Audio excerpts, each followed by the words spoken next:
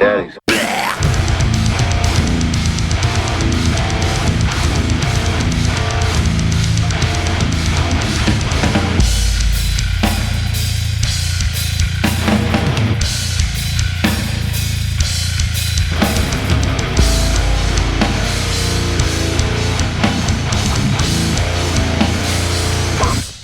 Daddy's. Welcome back to another week with us here at Death Metal Daddies. My name is Jeff. Yeah. Hi, I'm Silas. How's it going? Good, how's it going? You Hi. ready? You ready for another week? uh, it's fantastic. Can't wait to do Meshuggah. Yeah? Are you ready? We could Yeah, do let's go. a third Meshuggah episode in a row. Yeah, I mean, I think they deserve, a couple more at least. I see you're donning the new shirt. Yep. Nice.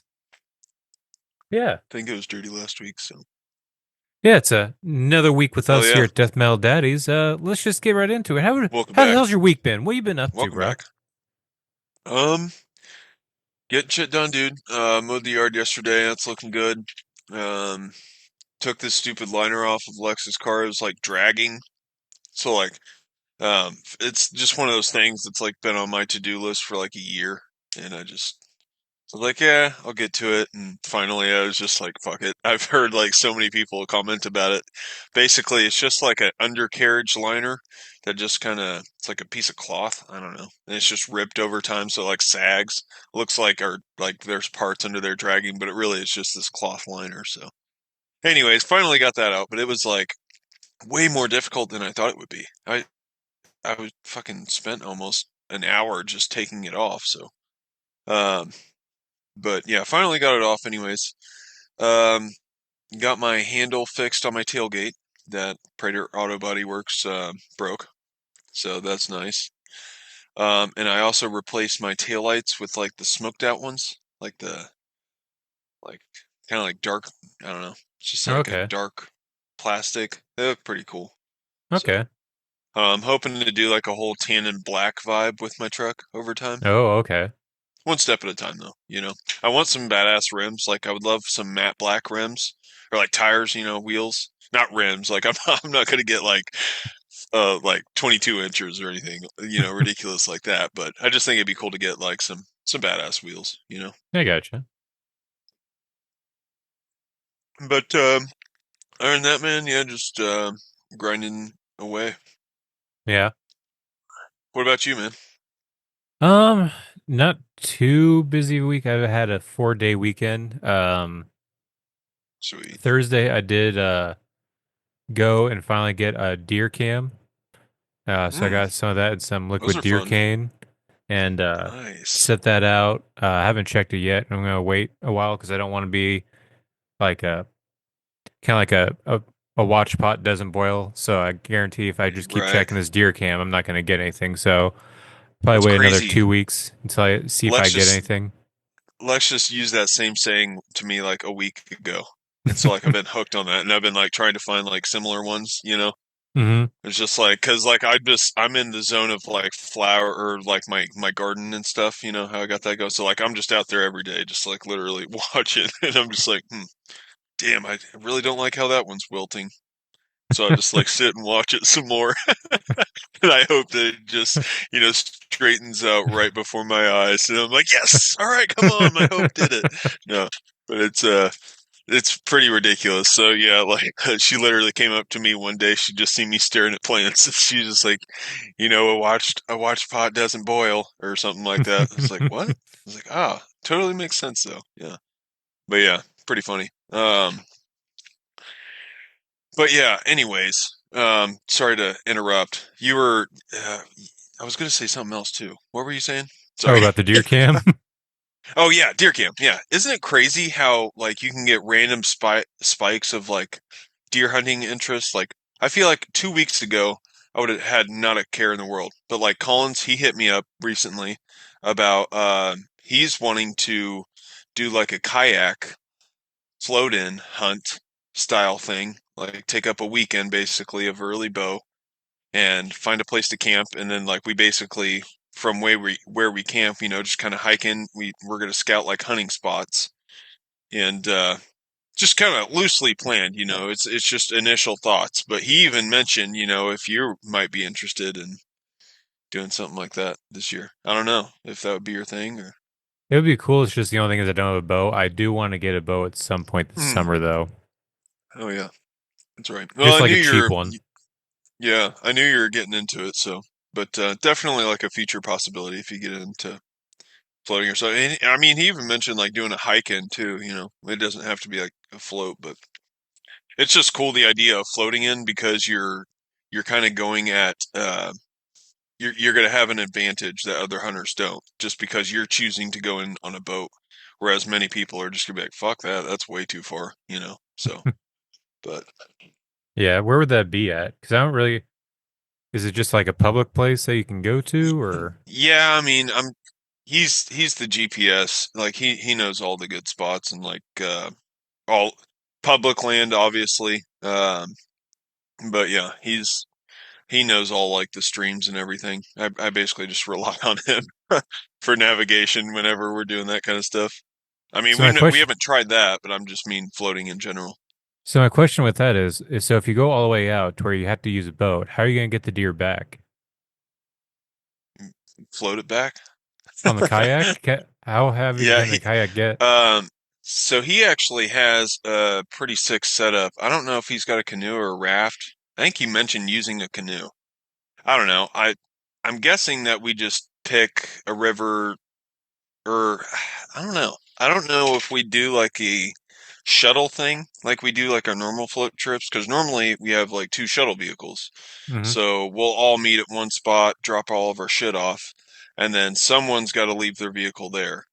And then we'll take whoever else in the meetup to the pullout spot miles down and then drop that vehicle off there. And then the vehicle that's staying at the put in, obviously brings everyone back to the put in and you park it there till the end of the trip.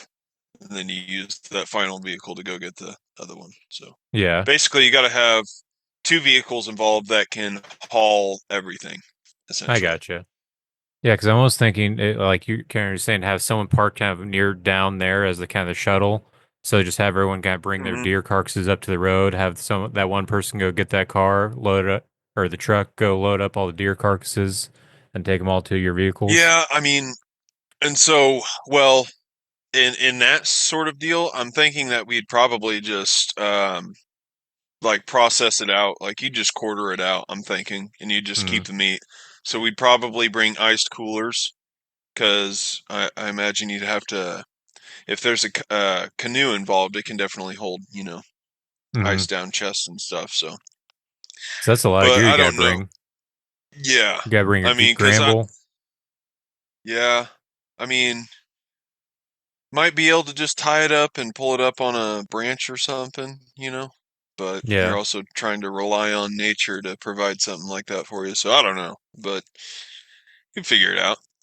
yeah, But I've also seen methods where you can literally skin them on the ground and just like basically do one half and then flip it over. yeah. I don't know. That's what I did my first year. My back was killing me. It was all that Yeah, hunching over, right. and Definitely not I'd ideal. rather not do that. Once I did the Gramble, I don't want to go back to doing it on the ground. Hmm. Yeah, I think I called it like a gantry hook for the longest time. I don't even know what a gantry hook is. Thinking it's Is got it to be something gantry or similar. Gramble? I can't remember. I don't know. Might be both. I threw the box away, so it's just it's Yeah. what pretty much looks like a coat hanger. Yeah, I think you're right though. I think it is gambrel. But yeah, Yeah, anyways, I think something like that would be pretty cool. yeah, But we've never done it, but I'm just always willing to try something new like yeah. that. I think Something that'd be new. pretty sweet. Um, other than that, Friday I just me and the kids because Danny had a photo shoot. Sunday we had Easter, whole family down at my parents' house. Ate too much. Wife made all Nice. that desserts and stuff. Other than that, not a Nice. whole lot I can think of. Feel like I'm missing something. Oh, um, so I found something out. kind of two things. You brought one of them up the last episode, how the Mhm. acacia strain is on Mother's Day in Springfield. So Yeah, that's kind of out of the way. I found out there's another conflict issue with another big concert. Um, really. the Carnifex Devourment show is on my anniversary. Um, yeah, I can't really do that one. Nope. Damn, that's like a double whammy for you. Yeah. Two shows in 1 year. That's nuts. Yeah, I brought it up to Like, Danny. She was trying to be is that nice, the like, hey, same you month? can maybe go. And we're like, I feel like a shitty husband if I did that. And she's like, yeah, because I planned because she could go into Montana for a photo shoot, but she wanted to be back the day before to celebrate our anniversary, so I Oh can't shit. just dip out Like, all and go to right, Tulsa. welcome back. See ya. Going to a I show. gotta go see Devourment. Yeah. Damn, that's tough. That is tough.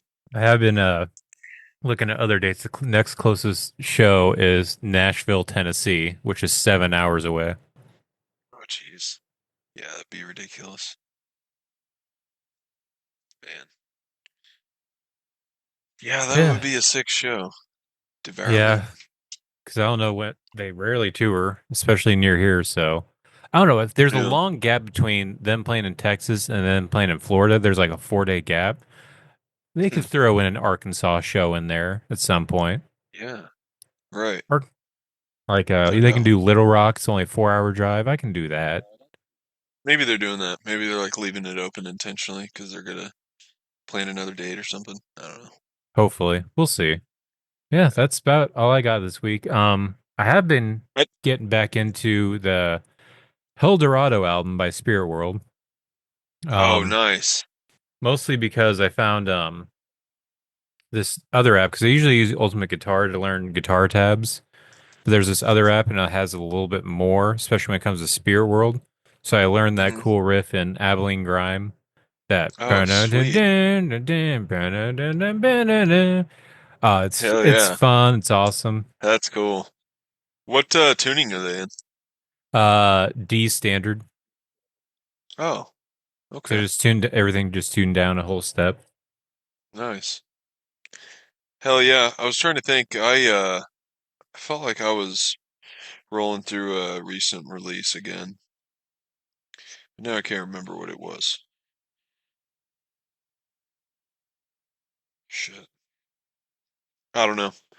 Um, anyways, I think I cut you off. I didn't even ask you about your deer camera. I Hmm. like derailed that conversation. So you just have it set up? Have you seen anything on it or? No, because I just got it last week, and it's one of those things. I wanted to let Oh, it okay, nice. sit out there for a little bit, and I just poured the liquid deer cane out there to see if something comes, because I want to see what is actually out there. Oh, for sure. See if we can get a buck on this land, just so that I uh, am not disappointed year after year. It's like, man, no bucks are coming. Because last year I didn't see a single buck. It was all does. Think about what 7 does altogether. Uh, Yeah, so that's, want to I see if mean, we at that's, least have a buck.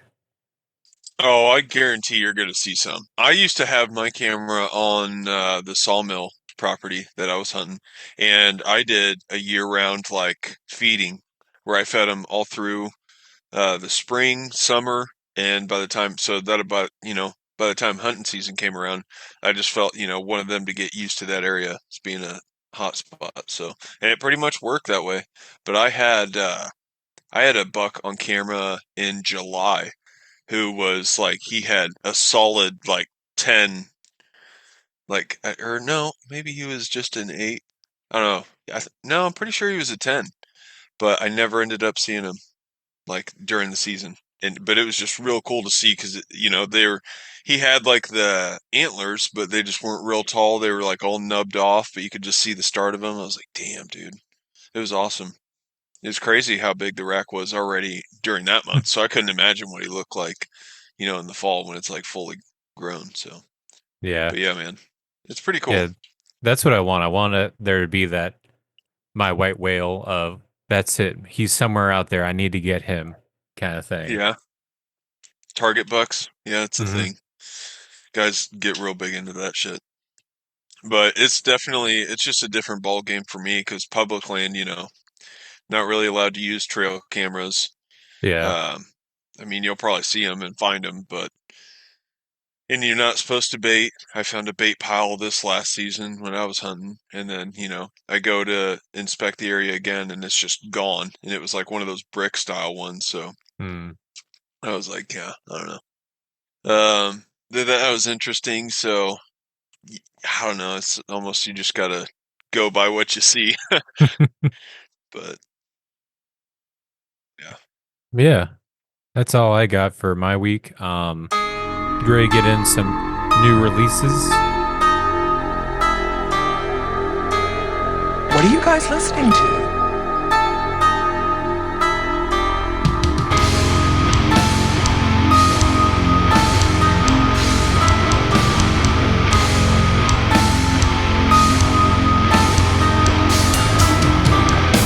Weekly playlist.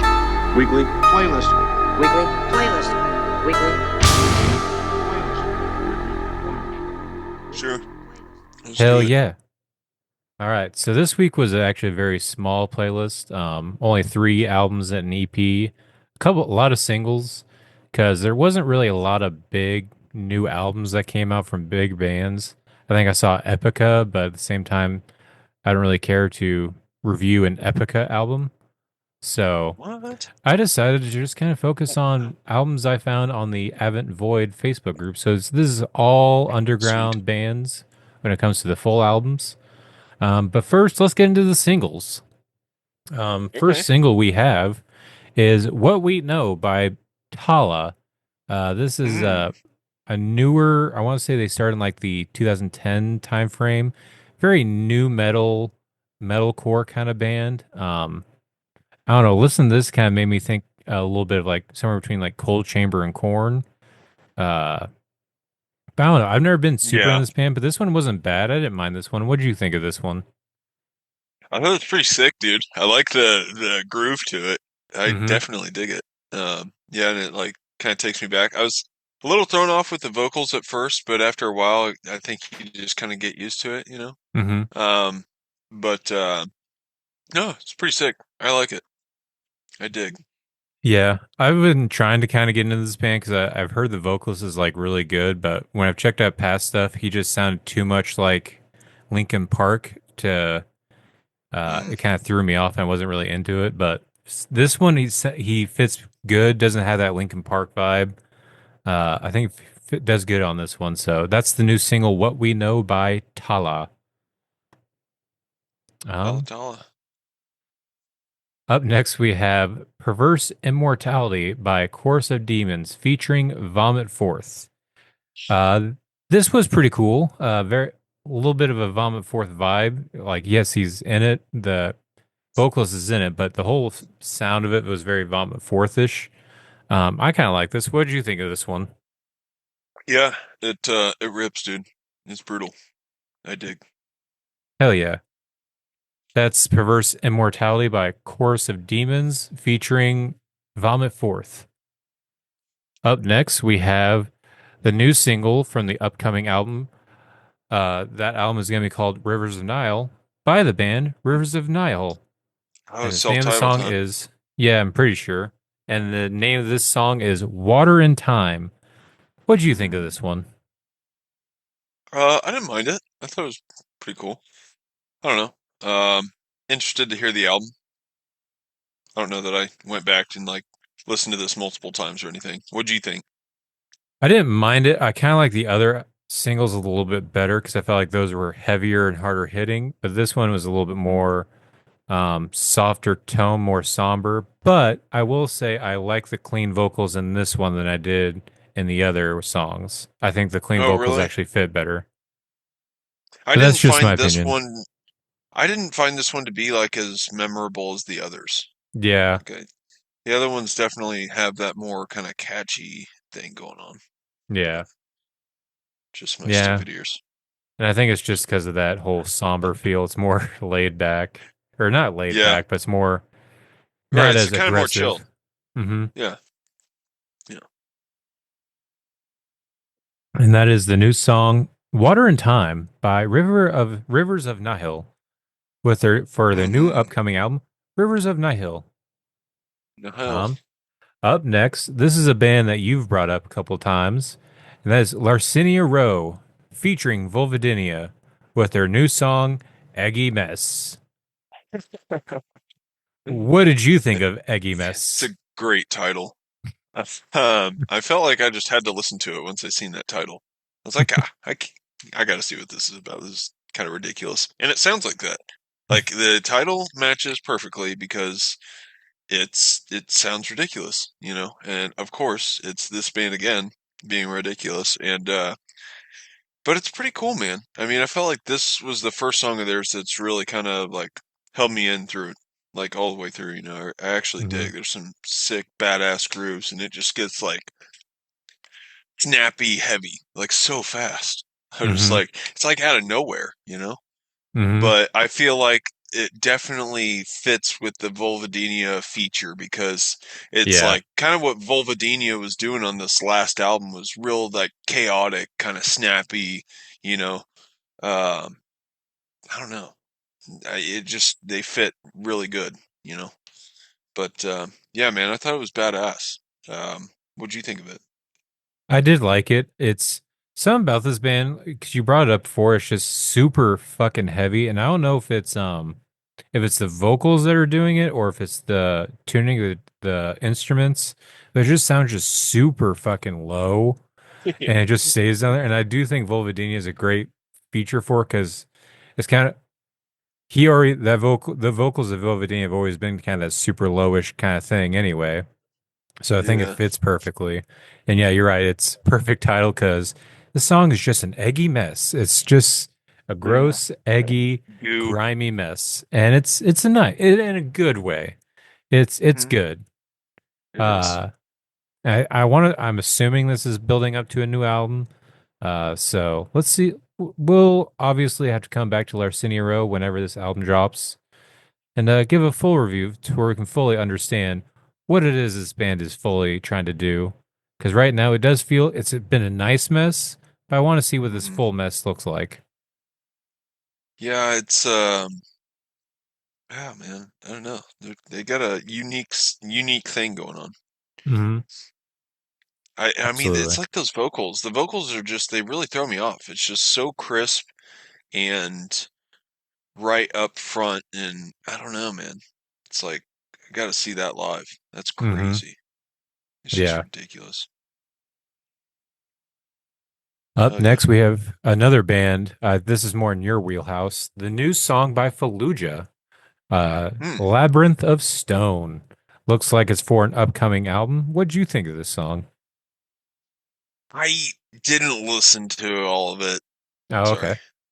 You're good. Um, Um, I like jammed some of it, and I did like what I heard. But what do you think of it?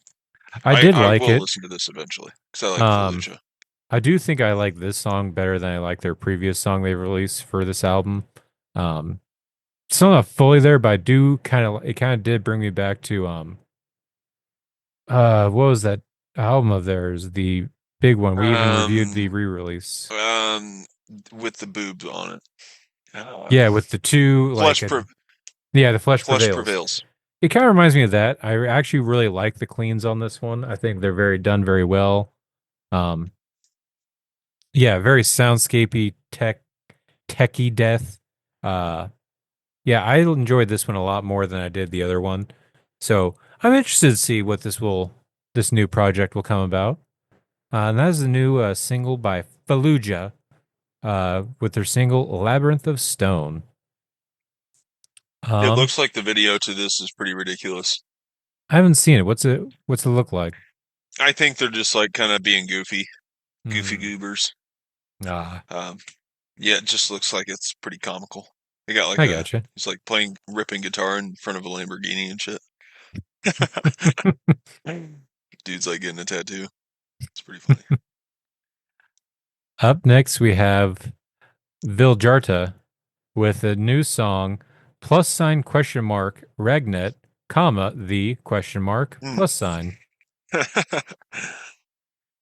I think I pronounced that Interesting. correctly.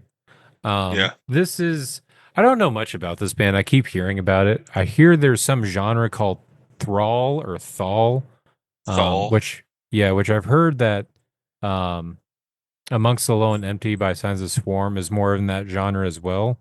And I can Oh, kind of hear it a little bit of a genty, but it's also very, I don't know, borderline atmosphere. It's almost a lot of the yeah. tremolo chords going on, but Okay. still super deep and heavy. I Because didn't this realize that one, was a genre. yeah, this song reminded me a lot of the Amongst the Low and Empty a little bit. So I did kind of like it. If this is what Village Arta sounds like, I'm kind of all for that. Um, yeah, I did like this song. What did you listen to this one and what did you think of it? I didn't listen to it. I just sampled it right now. And I mean, yeah, it sounds like Voljarta. What's crazy is this is like it's the same dude. It's Buster Odin, Odieheim or some shit. He does Humanity's Last Breath also. Oh, okay. Is that the So one that that's came out with the basically, song Valdring or whatever? yeah, Vald. Oh, dude, I love that song.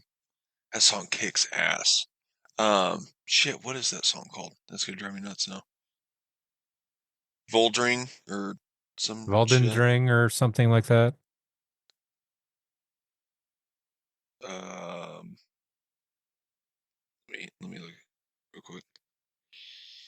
They just dropped a new song too, Anthracite, that we forgot, I think, to put on the rotation playlist. Valdi was the album of 2021.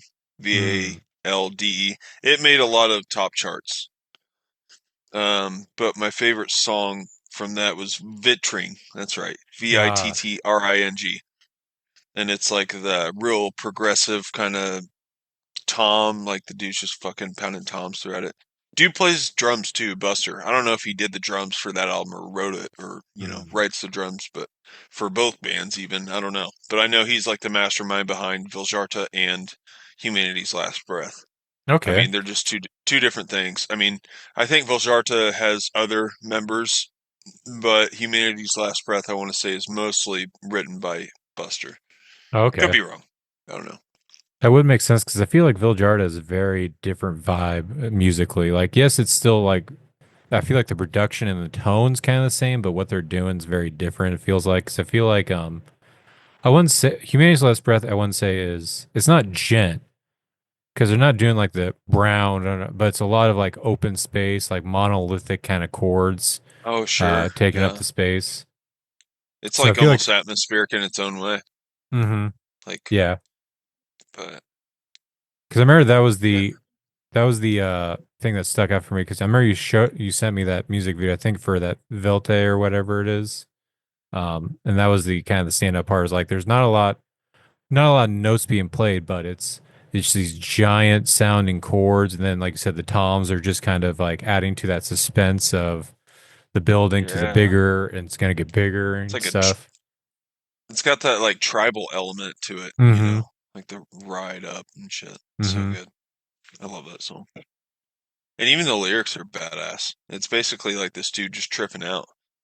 Sounds like he's like ODing on heroin. It's like senses heighten, eyes roll back, or something like that. I know that's like two of the Hmm. lines, but it's really cool. And I love the vocal delivery. That's what's like makes it so eerie. It's like really dark lyrics like that, but then like you have that dude's vocal style, like just a low, like kind of barely like growling it. Oh, it's just so fucking badass. But anyways, I guess what I was getting to is Voljarta. I don't know. I'm always just kind of Humanity's Last Breath over Voljarta. Voljarta's cool, but it's just I feel like a lot of their stuff sounds a lot more similar than you find in like the other side, Humanity's Last Breath. Yeah. For me, and it's like I hate to like pit them against each other, but they are you know kind of similar. Like the guitars are definitely there. I Mm-hmm. could definitely tell, but um, I don't know.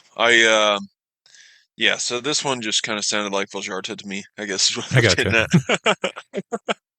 Well, if you're Sorry. interested in some new Village check out plus sign question mark regnet comma the question mark Mm, plus. that's the other thing. It's like, why you got to do that? Why is that your Yeah, I fucking don't know. song title? Like, come on, man. Don't Yeah, it you want looks your people to talk about your songs? How are they gonna fucking talk about that one? it The sounds plus sign comma question mark song. Also, how do you announce this is like how do you get the crowd pumped? All right, we got a new one for you. This song is called plus sign question Sign mark question remnant mark comma day Ragnar. question mark. Yeah. Yeah. It looks I like mean, they're or trying to maybe it's just code. like yeah, yeah, maybe. Definitely could be possible. Maybe that's just their comic relief when they're playing live. I don't know. I've never seen them live, but that would be a good thing for them to do. That'd be hilarious. Yeah. Up next, we have the new single from Gruesome, who's finally Mm, back. This is a band that is, it's the lead singer from, I can't remember now, but he's the lead singer of another big death metal band. I can't remember off the top of my head now. This is a side hmm. project that is more of a worship of early death. Um, so it's like the first two Exhumed? albums. That's it. I think it is Exhumed. But this is his side project, very much a worship of like early death. Like I remember they have an album that's very similar to, I think it's called Savage Lands. It's very similar to Scream Bloody Gore. They have another one that's very close to Leprosy. Um, they have an EP kind of close to Spiritual Healing. This is their apparently coming out with a new release for the first time in a long time. Oh yeah. New song is called A Darkened Window, and it's pretty much right back where Gruesome left off.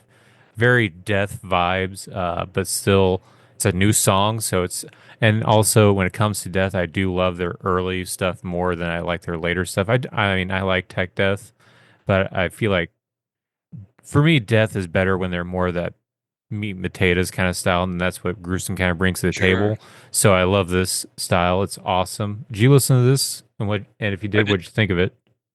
I didn't. I'm skimming it now, but I definitely like what I'm hearing. It's kind of like that uh, death and thrash or blackened thrash or not really Hmm. blackened, but definitely got the thrash elements in the death metal. I'd say it's probably more death metal than it is thrash, but Hmm. I like how you can kind of hear that. Sounds cool though, man. I dig it. Yeah, Gruesome is an awesome project. I recommend people check it out. They also, I think it's on their Savage Lands album, a sick cover of Slayer's. One of my favorite early songs from Slayer. It's Black Magic, and they do the death Oh, metal style of it. Oh, it sounds awesome because it's hell still yeah. like the super cool pinch harmonics on the parts, but it's Gruesome's death growl vocals over it. Ah, awesome. Mwah. Yeah, he's Chef's got sick kiss. folks. Hell yeah. Yeah, check it out. A Darkened Window by Gruesome looks like an upcoming album. We'll probably review that when it comes out. Uh, Lastly for the singles, we have this is I thought this would just be fun. Leftover Crack is back. um, White they're guilt back. atrocity kilt Yes, or White Guilt quilt. Sorry. Atrocity Quilt. If people aren't familiar with Leftover Crack, they are a kind of a crust punk band, kind of combining um It's a like great name. anarcho punk. Yeah, oh yeah, the name is great. Uh this is their crust punk band that kind of combines elements of like anarcho punk with like ska, a little bit of metal. Um and this is also the band. This band was thought up of after the folding of Choking Victim. It's very much similar vibe, very super offensive, but also very anarcho themes. Uh, Led by Stizza, and I guess they also have a second vocalist now, a female vocalist. I don't know her name. This is their new song. Looks like coming up for a new album. This is a lot more metalish than I'm used to from Leftover Crack, and I'm actually kind of digging it. Okay. The only thing that's kind of holding me back, which was before I never had a problem with, was Stiz's vocals. Uh, a little bit more annoying when it's in this like metal or death metal kind of setting that they're doing. Like before, it was fine. It was like that raw vibe, but now with like this heavier atmosphere, it's like, eh. Kind of sounds like an insect trying to sing punk style over like death metal. But other than that, I do kind of like the song. What'd you think of this one if you checked it out? I'm listening to it now. It sounds badass, man. The riffage is super sick. Hmm. Yeah, Yeah. I mean, I dig it. and it's unique, Mm-hmm. for sure. I mean, I can't think of another style that sounds similar, you know. Yeah. This is a I don't know. leftover I'm crack. not really hype on like punk and stuff though, too. You know what I mean?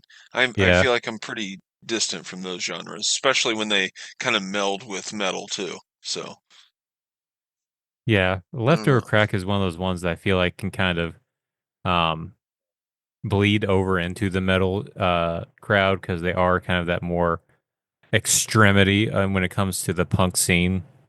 Because I Mhm. remember seeing when I went and saw Slayer the last time, the person in front of me had a uh, leftover crack back patch, and I thought it was the coolest Mm, thing ever. Because I that was the only that is time I've cool. ever seen another person who knew who leftover crack was in the wild. Wow. Because this is Yeah. it's a very niche band. But yeah, even I do love the name White Guilt Atrocity Quilt. I think it's funny. Yeah. It is. Yeah. That's great. Yeah, check out White Guilt Atrocity Quilt by Leftover Crack. Looks like an upcoming album. Yeah, check it out. Yeah, that Sweet. is it for the singles. Um, so now let's get into some albums. Like I said, this is all underground bands. For me, I'm going to pick Ground. as my favorite is going to be the very first one on the playlist, and that is the album called "We Belong in the Grave" by Crypts of Despair. We didn't have a So good. lot, so I only had three to choose from. But I do enjoy this one the most. This is it's a modern death metal with a little bit of atmospheric flavor to it. Um, very Lithuania. nice. Oh yeah, it is a band from all the way in Lithuania, formed in 2009. This is a killer vocals. They do a good job of adding to the atmosphere, but then like more of open spaces kind of in these songs, but then they come back with kind of crushing borderline breakdowns. Um, Top tracks for me is going to be Disillusioned, Seizures, Gaze of Adversary, We Belong in the Grave. This was a pretty good album. Did you check this one out? I did, dude, and I liked it very much. This Mm-hmm. album is it rules. They're definitely kind of like is it like the mellow death? Is that in here? Like, do you hear that, or is that's a? I mean, when you think of I mellow could death, probably do you? see. I think of like when it comes to Melodeath, I think of like Black Dahlia Murder and At the Gates. Yeah, okay. I mean, I don't know. Maybe not, but I don't know. Maybe like it kind of gets like similar to Die Art a little bit. Okay. Yeah, But I think I see what you're saying because I think what I was interpreting as atmospheric, yeah, I think I see what you're saying. We're listening to the same thing. I yeah, think it was just how I was, the mood I was in. I was like, oh, it's atmosphere. But I can sure. see it as like, no, they're actually just probably doing a lot more melodic kind of stuff. Yeah. But yeah. I'm not like surprisingly I'm not really familiar with At the Gates. I never really listened to it a lot. So, but I've heard great things. I just a band that went under my radar. I don't know how, but definitely probably need to check them out. But this album, sorry, We Belong in the Grave, Crypts of Despair, totally badass, man. Hmm. I love the name and everything. But super sick, like riffs in this, drumming and the vocals just absolutely crushing, dude. Hmm. So low and so damn good. Like, it's great. Like, it really is. Yeah, I loved it. Yeah. This is a great album. I also love the cover art. I think it ties Yeah, very well to the album or the album title. Uh, super sick. ch- yeah, check out Crypts of Despair's new album, We Belong in the Grave. Death Metal Days approves. Um, Up next, we have the album by Buried Realm with their new album, Mm. The Dormant Darkness. Um, did you listen to this It's one? yeah, this is a platter of riffs. I didn't listen to this as much as I really wanted to. Um, but I know that this dude is like a super shredder, and he has a ton of features on this album. Um, but I've only heard bits and pieces. But I really like what I am hearing. It's definitely super techy, super riffy, just kind of unrelentless. Hmm. What'd you think of it? I wasn't too into it. I think it's just because it's not something like. What he's doing is he's very good at what he's trying to do. It's just for me, it's Hmm. not really up my alley. But I did kind of have this more in the background while I was listening to it, so I didn't have my full attention. But I did hear it was kind of a mixture between kind of clean vocals and screen vocals. I see it has a lot of Christian Alvis jam, and then also Yeah, I think he Bjorn features a Strid. lot on it. Yeah. And I know Bjorn is from In Flames, but I did kind of get like you were Well, saying with Crypts, kind of a I little think bit of a that's mellow soil death work. vibe. Oh, is it soil work? Okay, Yeah. I can see that. I'm trying to think of who In Flames is. Oh, In Flames is Anders Okay. Frieden or something like that. But I'm pretty sure this is like I say him because I'm pretty sure that this is like a one man band sort of deal. I And think you're so right. I think he just had vocals throughout it. I haven't, like I said, I haven't listened to a lot of this, but I knew that he was like on social media posting about the features and stuff on it. And but yeah, man, I think it sounds ripping. Hmm. Yeah, it's pretty cool. It's just like I said, it's not up my alley. But if you're listening to this and this does sound like up your alley, check out Buried Realms: The Dormant Darkness. Um, Oh, yeah. like there's a lot of melodicness going on, a lot of tech going on, cool features on this. Check it Has a out. lot of melody. You almost kind of turned into a Trump there. Has a lot of Very melody. Believe melodic. me, I walked in and I said, "Wow, that's a lot of melody." It's buried realm.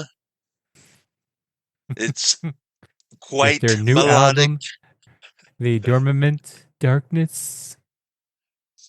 Sorry. Uh, Couldn't help it. up next, we have the debut full length. They have a couple EPs, but this is their debut full length album, Nullified by the Oh band yeah. Brainstem. Um, Intergalactic cattle. yeah, it's odd, but I kind of like it. I don't mind it too much, especially for me, the shining part, we talked about this before we started recording. The big part for me was the lyrics. The lyrics stuck out the most for me, especially on the Intergalactic Cattle because I had the lyrics on Spotify. Oh, that's so I nice. thought the lyrics were shining through the most. It was very the lyrics of Intergalactic Cattle was very cattle decapitation ish because it had very descript uh stories of like humans being treated just like how cattle are treated. Like it was talking about mothers being milked for eternity, infants being shoved into cattle carts as tight as they Hmm. could, and the fathers being kind of cut up for meat and stuff.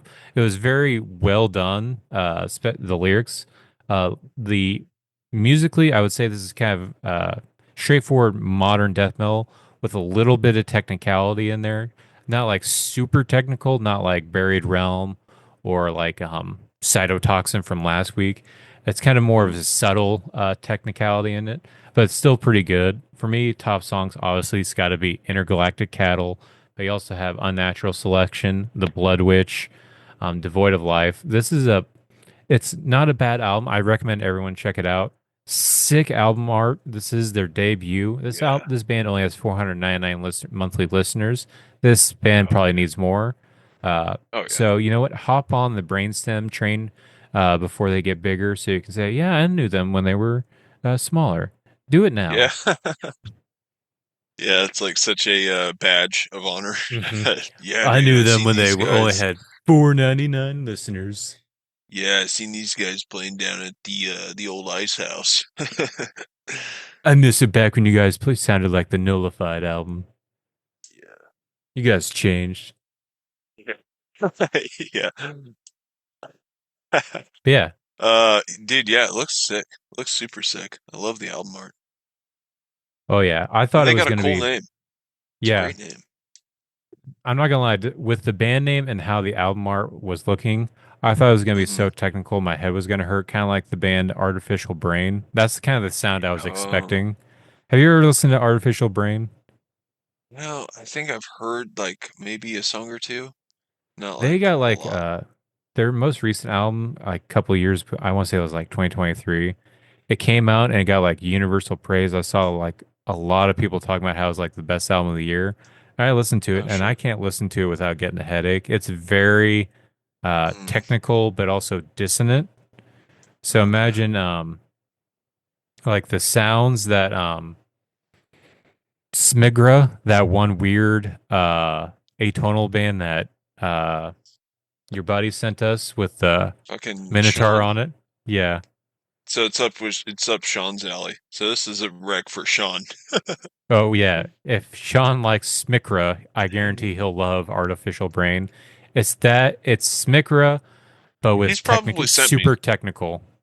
He's probably sent me some artificial brain. I wouldn't doubt it, most likely. But he like I remember that hierarchies. Do you remember that shit? What was it? It was a release last year. Hierarchies. Shit. I'm trying to. I don't know if that was the album Did we name cover or. it? Yeah, it was on a playlist. Was that the name of the album or Apparently, the name of the band? I think that was the name of the album. I could be wrong. It might be the name of the band. I don't I don't remember. know. Yeah, I don't know that we're doing him any favors right now. But anyways, yeah, it's probably that kind of shit. But anyways, yeah, I don't know. Sorry, not trying to go on a derailing, shit talking role here. Yeah, But speaking of shit talking, I'm about to talk about this new Crimson Armada EP. oh, okay. Did you listen Shots to this one fired. at all? A little bit. Did you listen to this Okay. one? No, I didn't.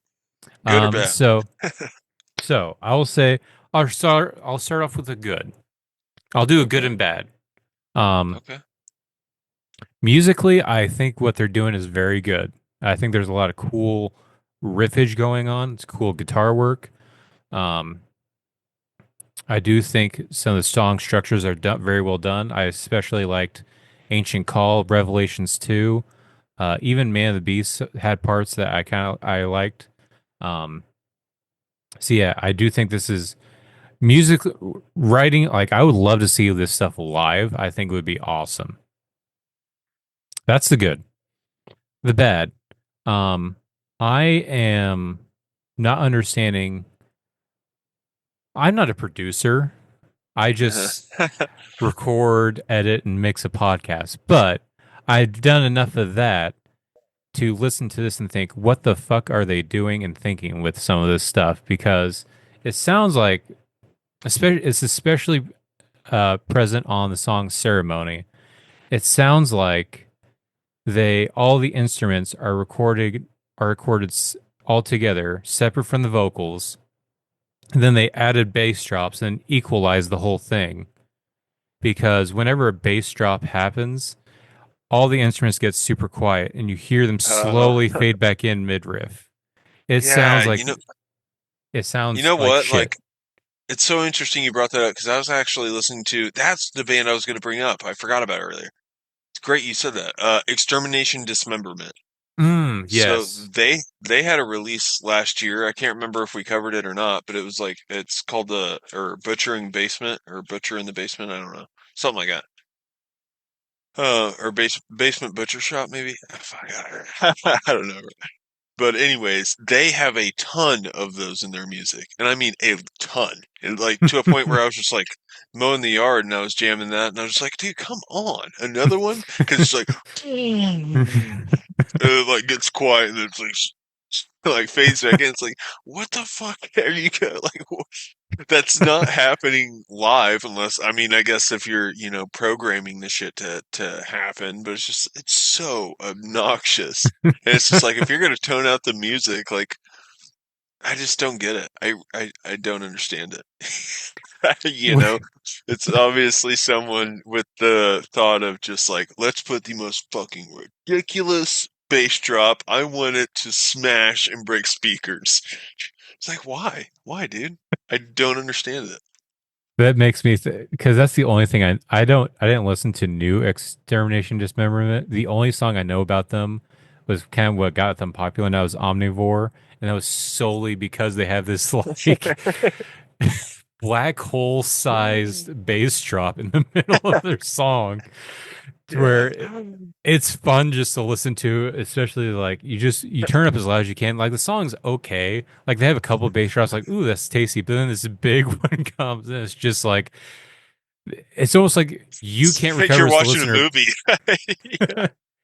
It's like it reminds me of when we had those old VHSs whenever you start a movie and the whole THX and just the ear Yeah. and it just blows your eardrum. It's so loud it Yeah. sounds like the It's like, band is recovering from the space drop in yeah. externity. Yeah. I know. It's just like, oh shit, that was too much for the system. It's got to reboot, regen. Yeah, it like takes full fucking like 2-3 seconds. It's so noticeable. It's ridiculous. Oh my Yeah, gosh. that's kind of how what's going on in the song Ceremony. Like literally, and it's so present, but it's also annoying because it's not like the bass drops are like super deep. Like I do think like because it seems to happen like as soon as they hit the snare, and then whenever it kicks in, it's awesome. But you notice everything gets super quiet, and then you hear the guitar like doing a chug, and the volume will raise mid chug. It's super noticeable, and it sounds super like your Forced. band. Yeah, it sounds like the band like had a great idea when they were writing it, and the producer's like, "Oh, that's cool, but I only give a shit about three things. I give a shit about bass drops, breakdowns, and vocals. Nothing Yeah. else matters." And the weird thing is, Joey Sturgis is featured on this EP, and if anyone knows who Joey Sturgis is, he is the like big name producer for Chugcore, pretty much. Like he was the producer Oh, for almost all the Devil Wears Prada, Asking wow. Alexandria, Attack Attack, all those like crabcore bands, which that was their bread and butter was bass drops, chugging, and then the vocals. So for him to be on this and not be able to like smooth out that equalizer part blows my mind. Yeah. But other than that, the new EP Ceremony by Crimson Armada. Musically, I Yeah. would love to see this live. Uh, Listening to the digital release or the physical version, I don't know, maybe the physical version sounds better, but how it is on Spotify right now, I would probably only stick with Revelations 2 and Ancient Call. Those sound like the somewhat better because it doesn't sound like the bass is rebooting the program, like you were saying, when it happens. But yeah, that is Ceremony Sounds by pretty Crimson sick. Armada. Like I'm I I'm would. I'm rolling over it right now. I'm just like, damn, it's got a sick groove. Mm-hmm. It. That's the thing is, it also sounds like the vocals are recorded separately from everything else. So it seems like there's a special Yeah. emphasis on the vocals.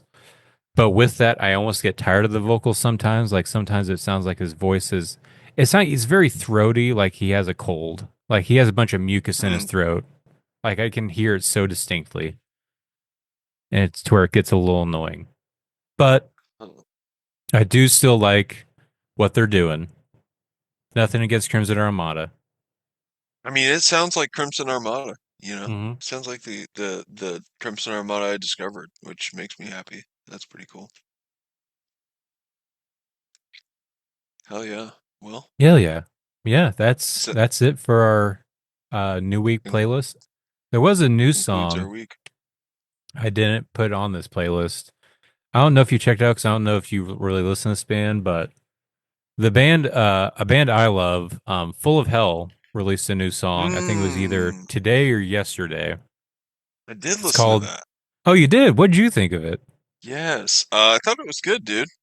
It's Full of Hell. They're kind of one of those bands that's just like they haven't really been tangible to me in like you know, in their popularity, really. I mean, a lot of people dig them. I never really caught on to them, but this song just seemed real, I could obviously see what's going on, and yeah, dude, it's badass. Knight's Oath. Hmm. Yeah. But I Yeah, definitely digged what I was hearing. I gotcha. What'd you think of it?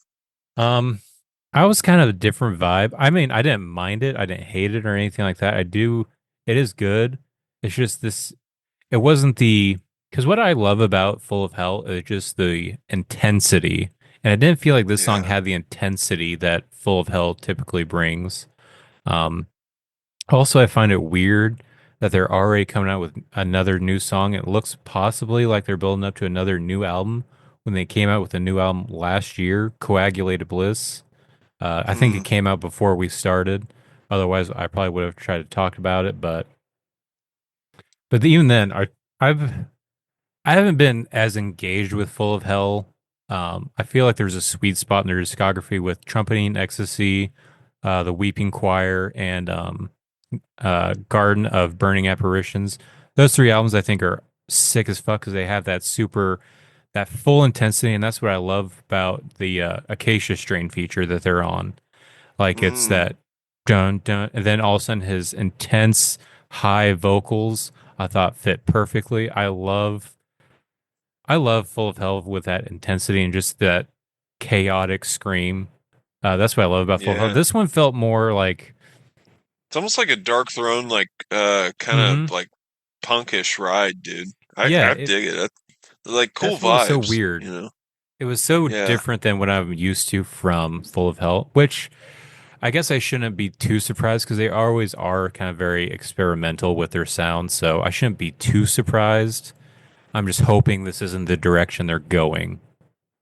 I just remember like I first was exposed to them with a video and the guy fucking playing trumpet like comes out of nowhere and I'm just like, what the fuck is this? Like they were my first kind of Imperial Triumphant band now. Like how I feel about that band.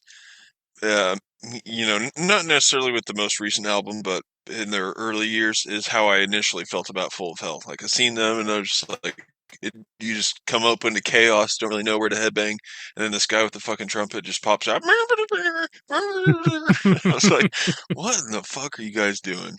And yeah, so and that just put such a bad taste in my mouth that I didn't really thoroughly inspect their music for years, and then yeah, this is really the first one in a long time that I've jammed and really dug. So, I but gotcha. I think it's kind of cool.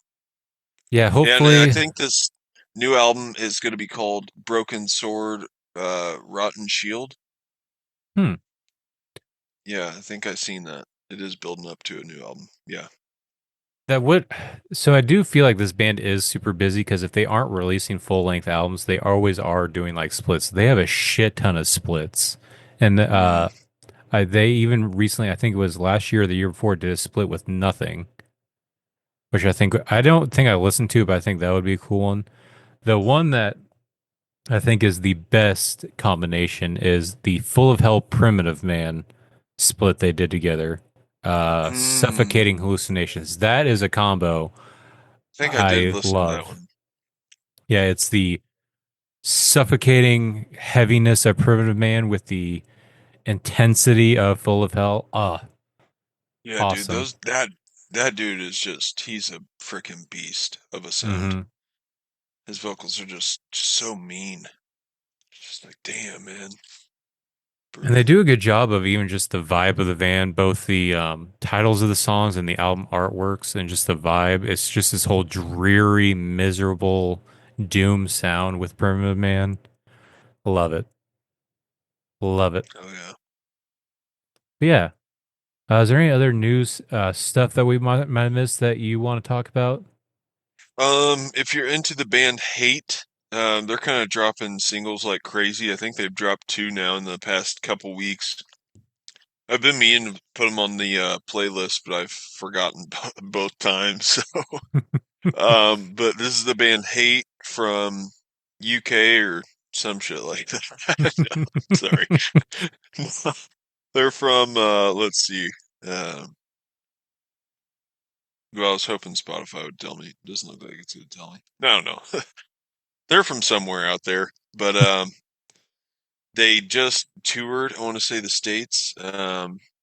Been around since '91, very long time. But this is the new album, um, Bellum Regis, or that's the single they just dropped. but they also have another single, Iphigenia. Iphigenia. But yeah, anyways, I scoped those out. Those sound pretty sick. So yeah, looking forward to that new album. Other than that, man, I don't think I think that's about it. Um, let me see. Let me see if I'll just scope my release radar. I haven't been on my release radar on Spotify in a minute. It pretty much has everything we covered. It looks like we missed a Marilyn Manson in the air tonight. I guess he covered that. Oh, really? I don't know about you, but I absolutely hate that Weird. song. But is Yeah, that I Phil do too. Collins? Yeah, and you know what? Like, I feel like a lot of my friends really respect Phil Collins. Like, I've never heard a friend ever bash Phil Collins' name, but like, I feel so different. Like, I kind of hate Phil Collins. I hate his voice. I don't know what it is. Like, I don't know. I've never been a Phil Collins fan. Even Genesis. I don't really care for Genesis. Every time I hear that fucking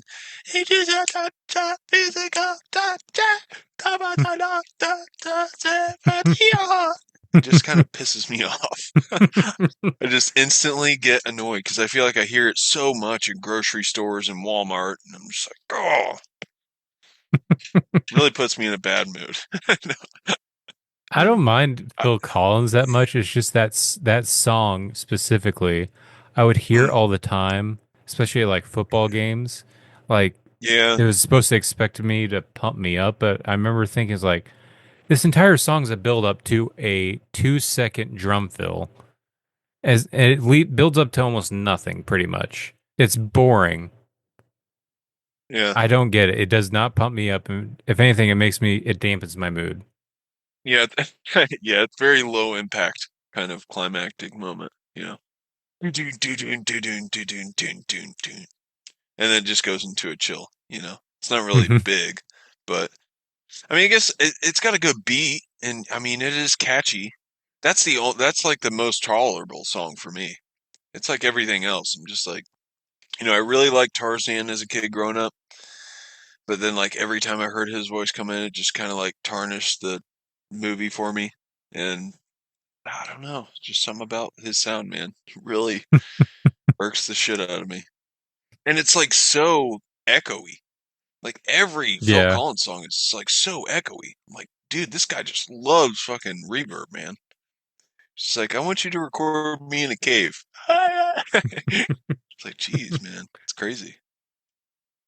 I don't know if you remember, but I always think of the South Park where they had Phil Collins, and every time he was walking around, he was always walking around with an armful of Grammys, and he was talking about how he's gonna play it La La Pa La La La. I don't know if I've seen those ones or not. I can imagine though.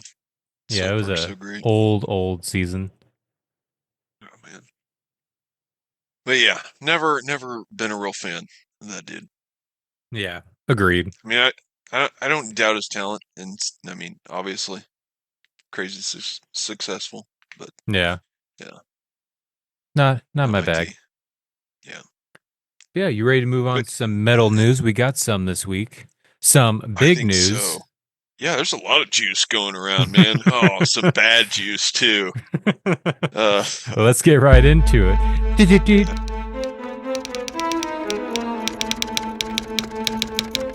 Metal news.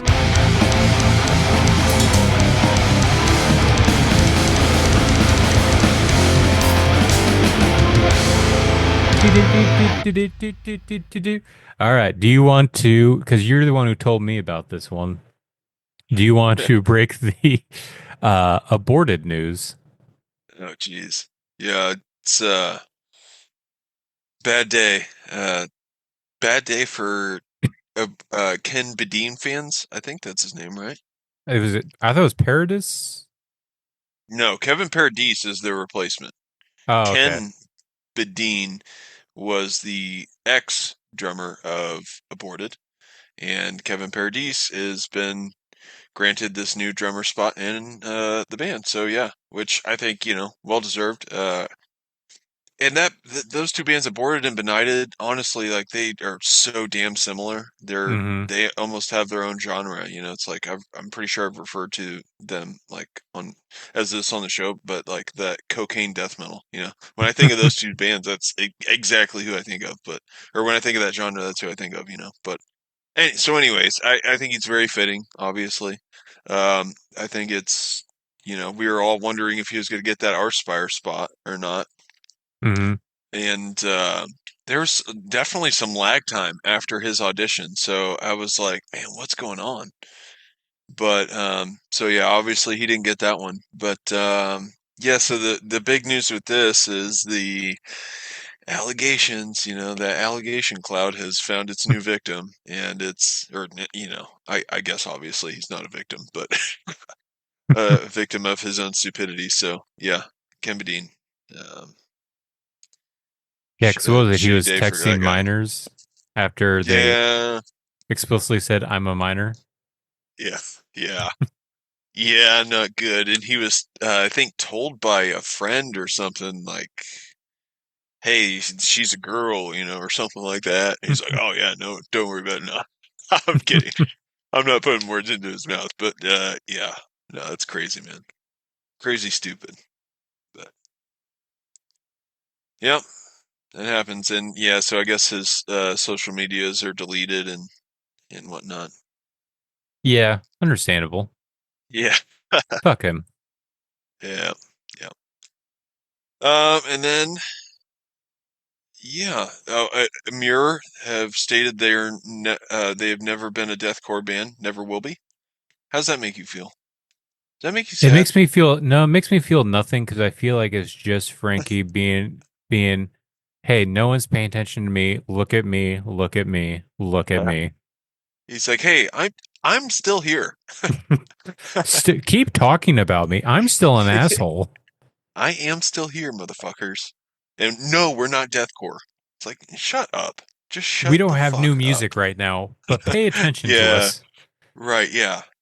No, my guitarist is not going to Tony Danza. He's not starting that again. We are a Muir, but we're not deathcore. Okay. Anyways, So what I would don't he even call know that his? that What would deserved a he call spotlight. himself then? Yeah, avant-garde. I don't know. New Um, metalcore? yeah, yeah, I don't know. Bad to the bone core. Badass core? Yeah. Cool core. Um, and it's a somber day in the cattle camp as we must announce the departure of our bass player and buddy Olivier Pinard. He has decided to focus his shift back to his home band Cryptopsy and his personal life. Ooh. So there's light at the end of the tunnel for that guy. And Cryptopsy fans. So I never even knew that like until this post. But goes on to say, being in two touring bands is very demanding on a human, and while we are sad to see him go, we more than understand. We wish Ollie the best of luck, and be sure to check out the new song they just dropped and pick up their new album when it comes out. Hell yeah, go Cryptopsy. Filling in for the upcoming EU tour will be our friend Diego Soria of Broken Hope. You may have seen him on the Chaos with Carnage tour or multiple other tours and shows over the years when he stepped up and filled in for us. So yeah, that is from Cattle Decapitation to their social media, and I I kind of forget when this dude joined in with them. I know he did the last record with him. I don't know about the one before it though. Death Atlas, maybe. I don't really know. I don't really keep up with the members outside of like Travis Ryan and Josh Elmore. I know they have a new drummer for Terrasite, simply because of a podcast. I don't know anything about the bassist Oh though. really? It's not that. I thought their drummer's been the same dude, Gabe Serbian. No, he died. Oh shit.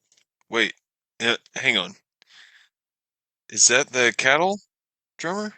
He was like a drummer a long time ago, and he died. I think last year or the year before.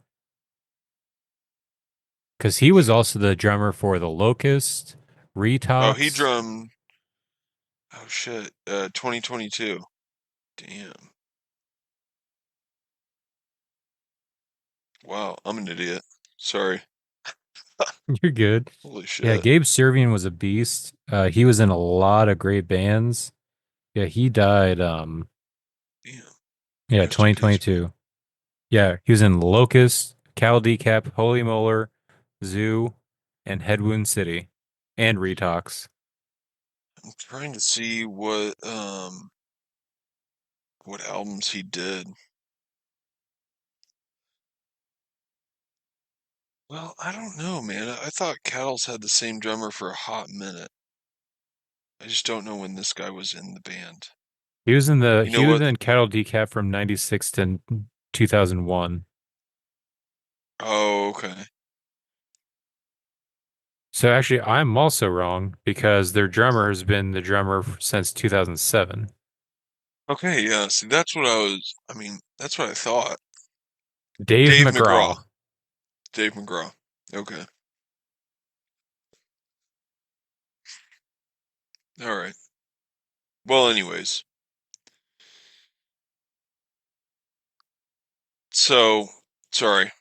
Anyways, got sidetracked there. But yeah, that guy, I had no idea he was in Cryptopsy also, but that's pretty badass. Hmm. Obviously, two killer bands.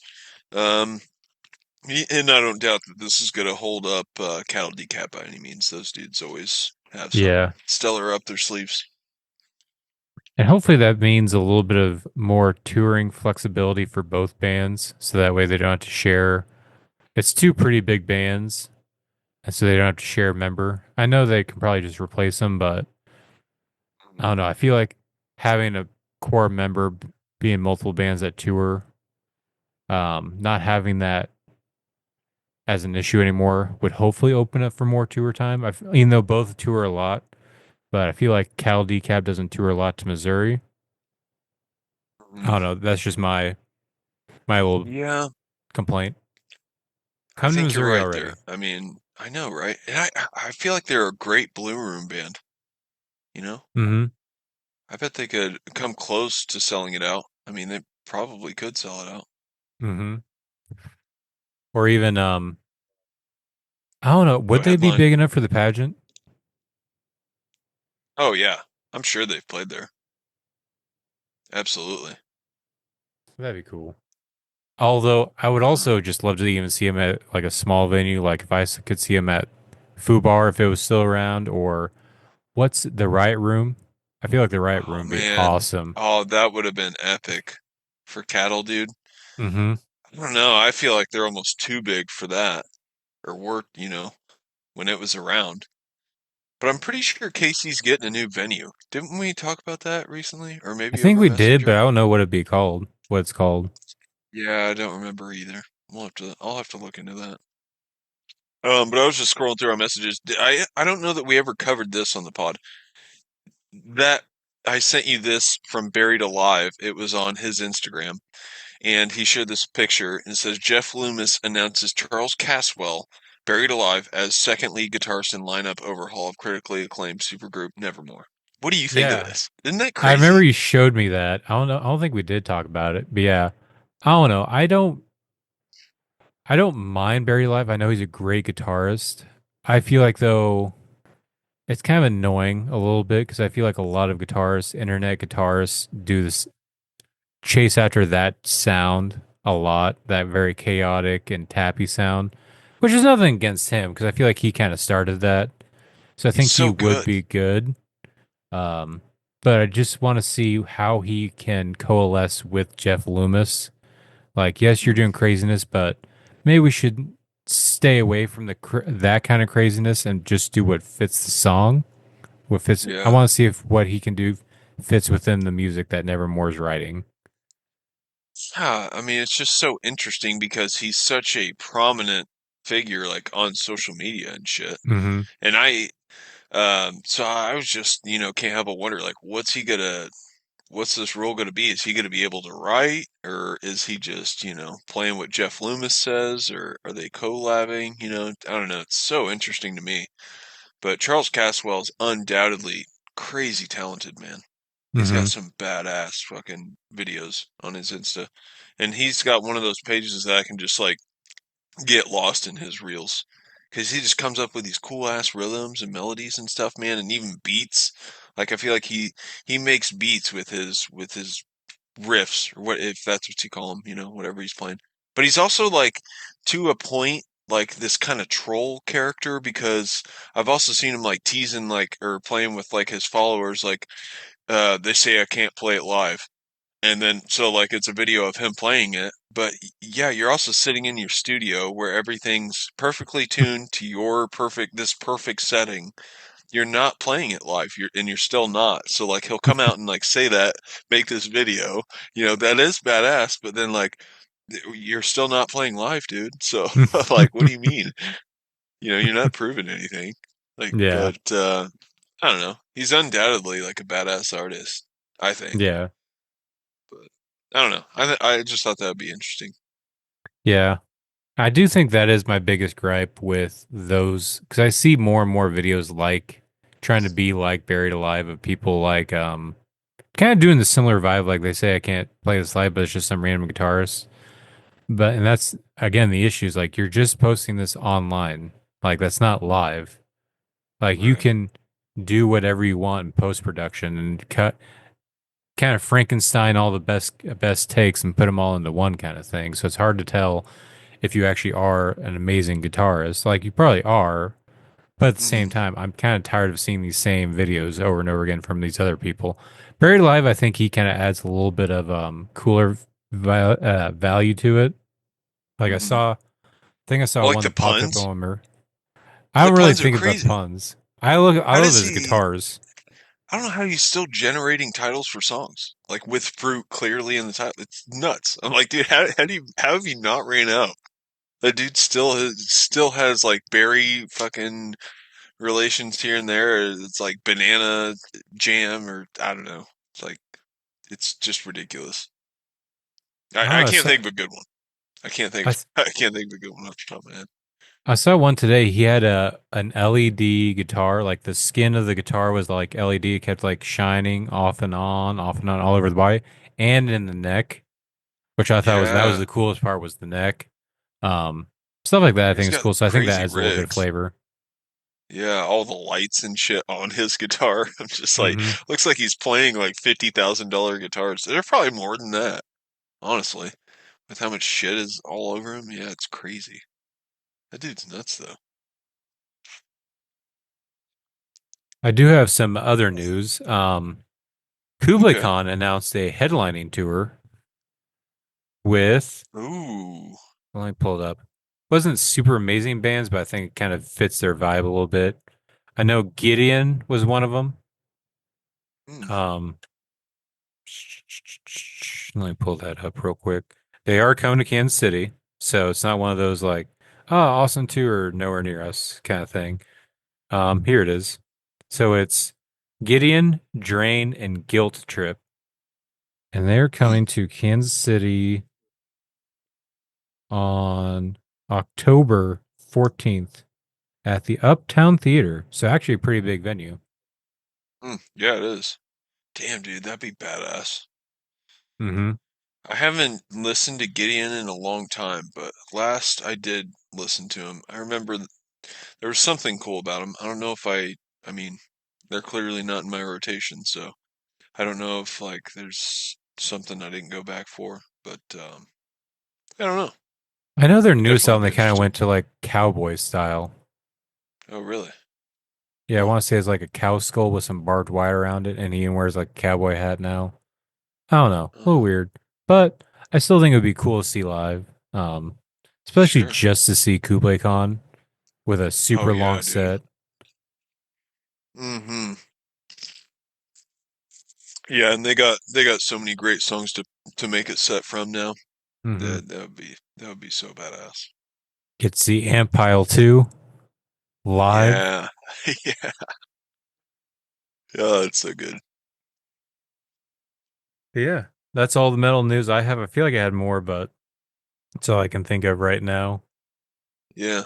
I sent you, we went back and forth on those couple of things. I was like, "Ah, shit, dude. Me and Jeff got like an hour's worth of material to talk about." No, never I seems like mean, it's um, So there's something I've been wanting to talk about. Oh, the thing? Yeah, do you think it's when it comes to your kids? So obviously there's a little bit of like wiggle room with it, but how much sassiness is too much Hmm. sassiness when it comes to your kids? Oh, like them to me, like attitude. Just either or, because like there's Well, to you, but there's also to your wife or just in general. Like if you, oh yeah. I feel like there's different Well, levels. I mean, you couldn't have picked a better week to ask this question because I'm getting so much sass. It's ridiculous.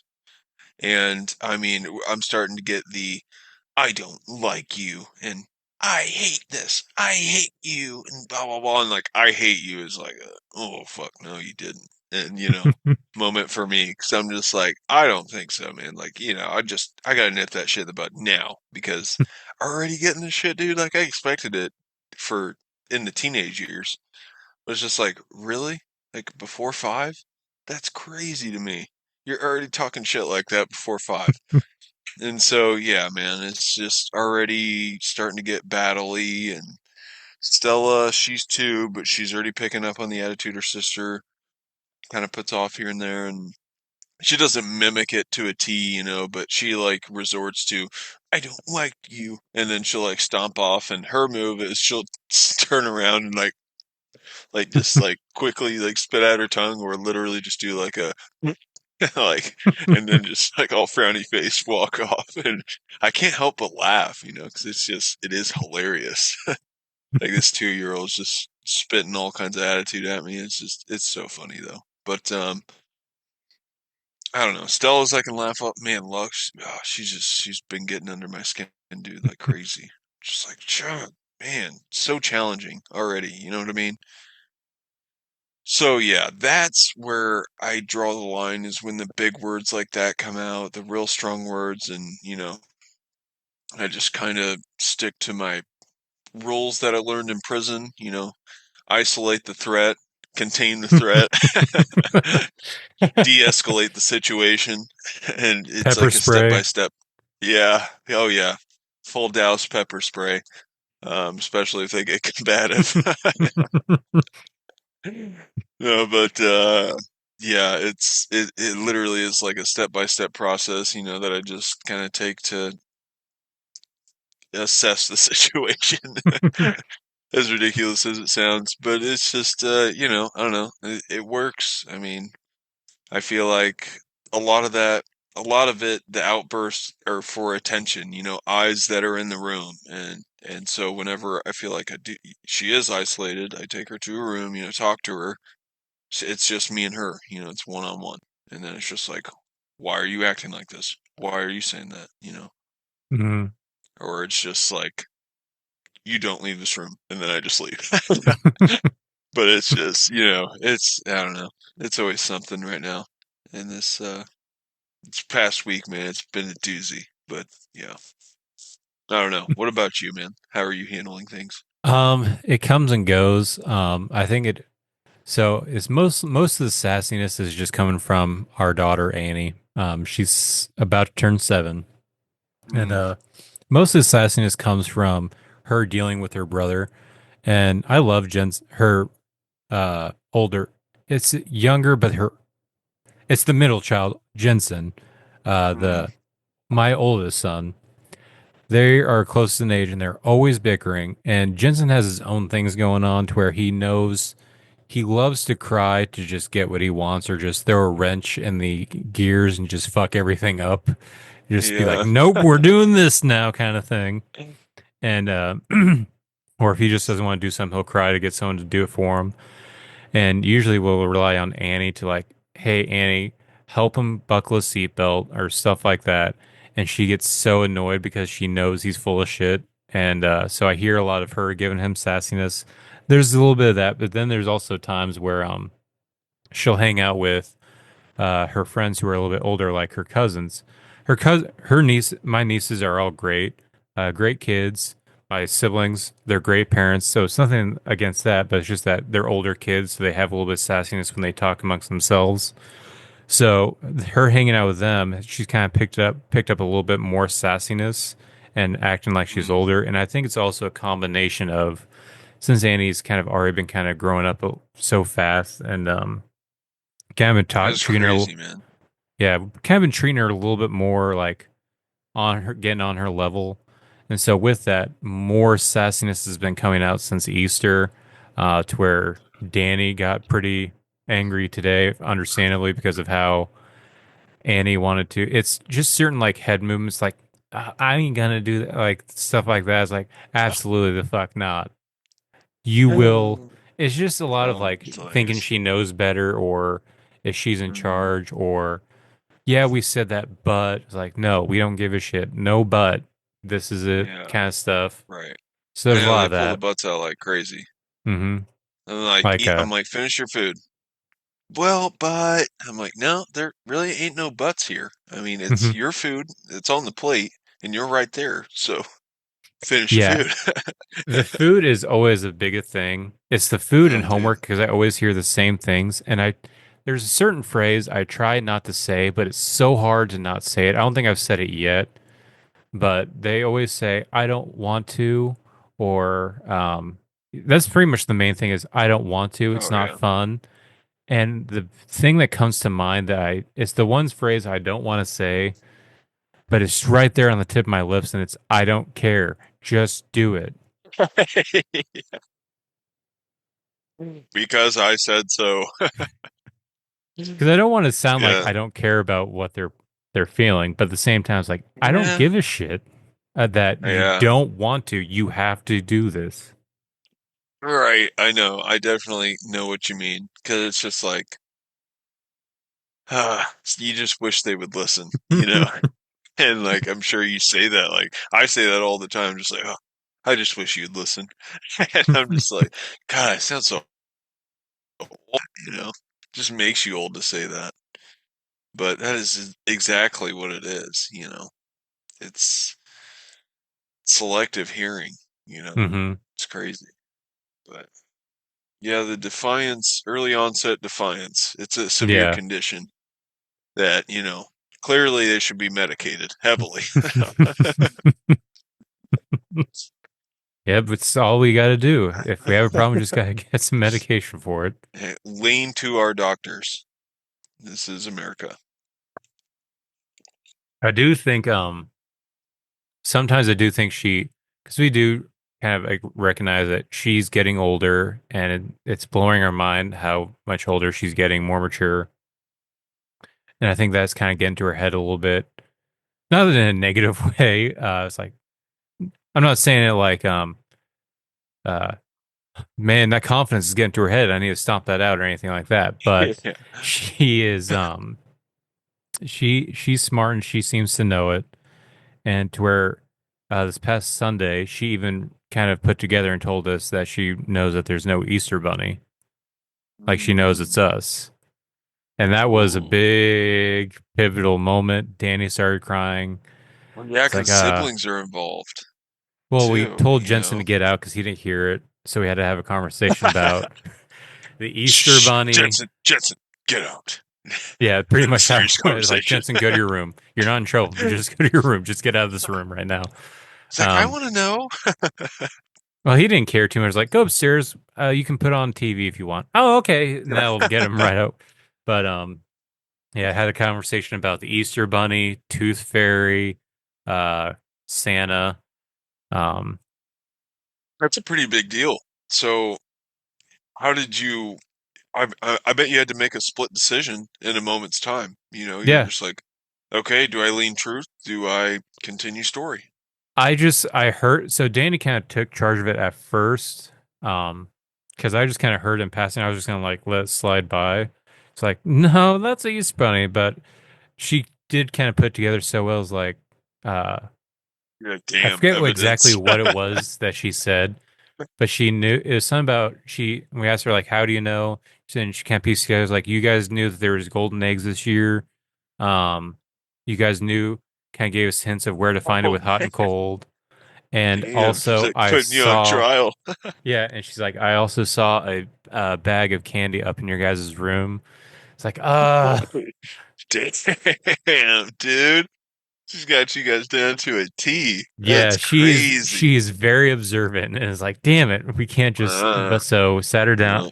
Danny sat her down, and she kind of brought up the other stuff, and that's when she kind of started crying. It's like my little girl's growing up so fast, and so I kind of stepped in, kind of finished out the whole Tooth Fairy Santa Claus, but also just letting her know, it's like, hey, keep the magic alive. Your kid, you still have to have a little bit of imagination. That's the joy of childhood, Yeah, and in other also. words, around your siblings, shut the no.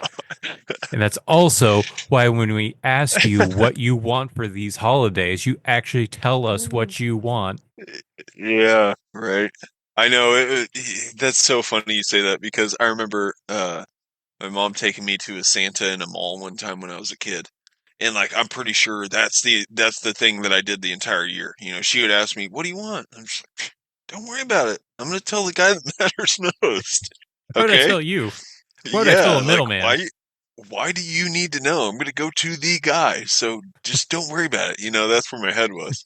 And so like all Christmas leading up to it or all December I'm just like, I don't know. I don't know. But in my head I'm just like fucking Sony Walkman, Crazy Town CD, fucking Kid Rock. No, I don't know.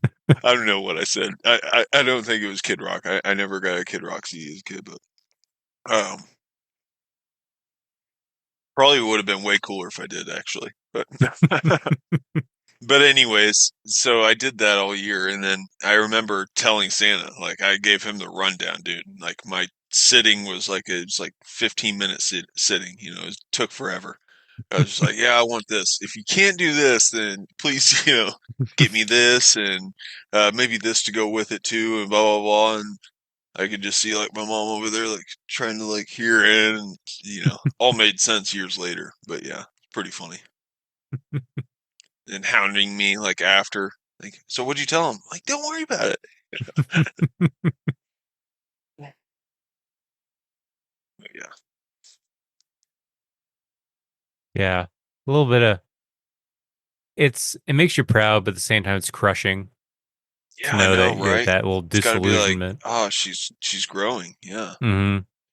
Because it's even we had to explain Todd, our who's our elf on the shelf.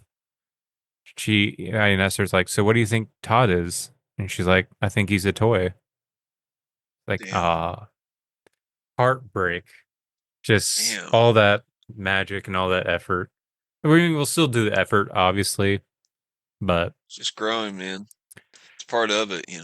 and that also made me think because the next day, or it was later that day, Danny decided to put on a Titanic documentary, and the kids were actually kind of like interested in it, Talk and about it's like, depressed.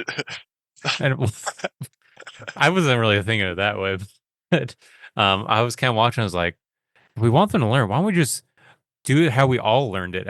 Like, why don't we just put on Titanic? And I started thinking, I was like, actually, I was Annie's age when I saw Titanic. Were you really? Yeah, I went to the theater and Damn, everything. that's crazy. Oh wow, damn. My dad told me when to close my eyes, but yeah, I watched I Titanic when I mean, was about 7. I think I think I watched it pretty young. I don't know if I was that young, but man, that's crazy. It makes me laugh because me and Lex have a core memory of our honeymoon weekend. We went to Branson and it was kind of raining out. It was on a Saturday. We didn't really have any plans. And so I'm just like got the stupid Branson brochure flyer things. And it's like Titanic Museum. I was like, oh shit, that's like the thing we drive by. It looks like a big ship. They got like the fountain going. It looks like where it crashes at. It looks awesome. Yeah, I think it's like so I'm going into this thinking it's like a replica of the ship, because that's what I think would be the most cool thing. But no, like we go in and tickets weren't like crazy or anything, which was nice, but like we go in like very quickly, I learned that this is more of like a historic kind of Mm-hmm. explanatory deal. And I'm just like Shit, this is like getting sad so quick. And like every wall is just like, yep, this person died doing this. And it's like, damn.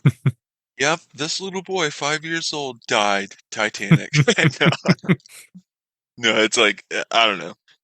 It's just it is funny though, because like you go in and it's like a bunch of informational stuff, and then you go into the room and like all the guys are like playing the music, and they're like, "Yep, Hmm. they played this song while they sank." It's just like, "Oh, okay, great, yeah." It sounds super sad as shit. I'm like, "God, dude, this boat ride must have been terrible." Oh my gosh, but I mean, it is cool. They have like some of the, I mean, I guess it's kind of weird, but they have like some of the life jackets from the actual ship and stuff like that on display. So I don't know. It was u- uber depressing. It I was a like how they uber also try to depressing make it. moment. They try to make it like a fun game. It's like we're gonna give you a person who was on the boat. Do you live or die? Yeah. And then yeah, you find out at the end if you live or die, and like 90% of them died. So it's just like at the end it's like, oh man, I don't know. I bet he could have lived, and then at the end it's just like, nope, died. Like, oh, okay. Well, yeah, I don't know. It is interesting, but I feel like it's highly advertised as a fun thing. Like even kids are going to this too, like with their families. So I just feel like it's not real kid friendly. Like they have like the little hand things where you can put your hand in Hmm. to feel how cold the water was when everyone died.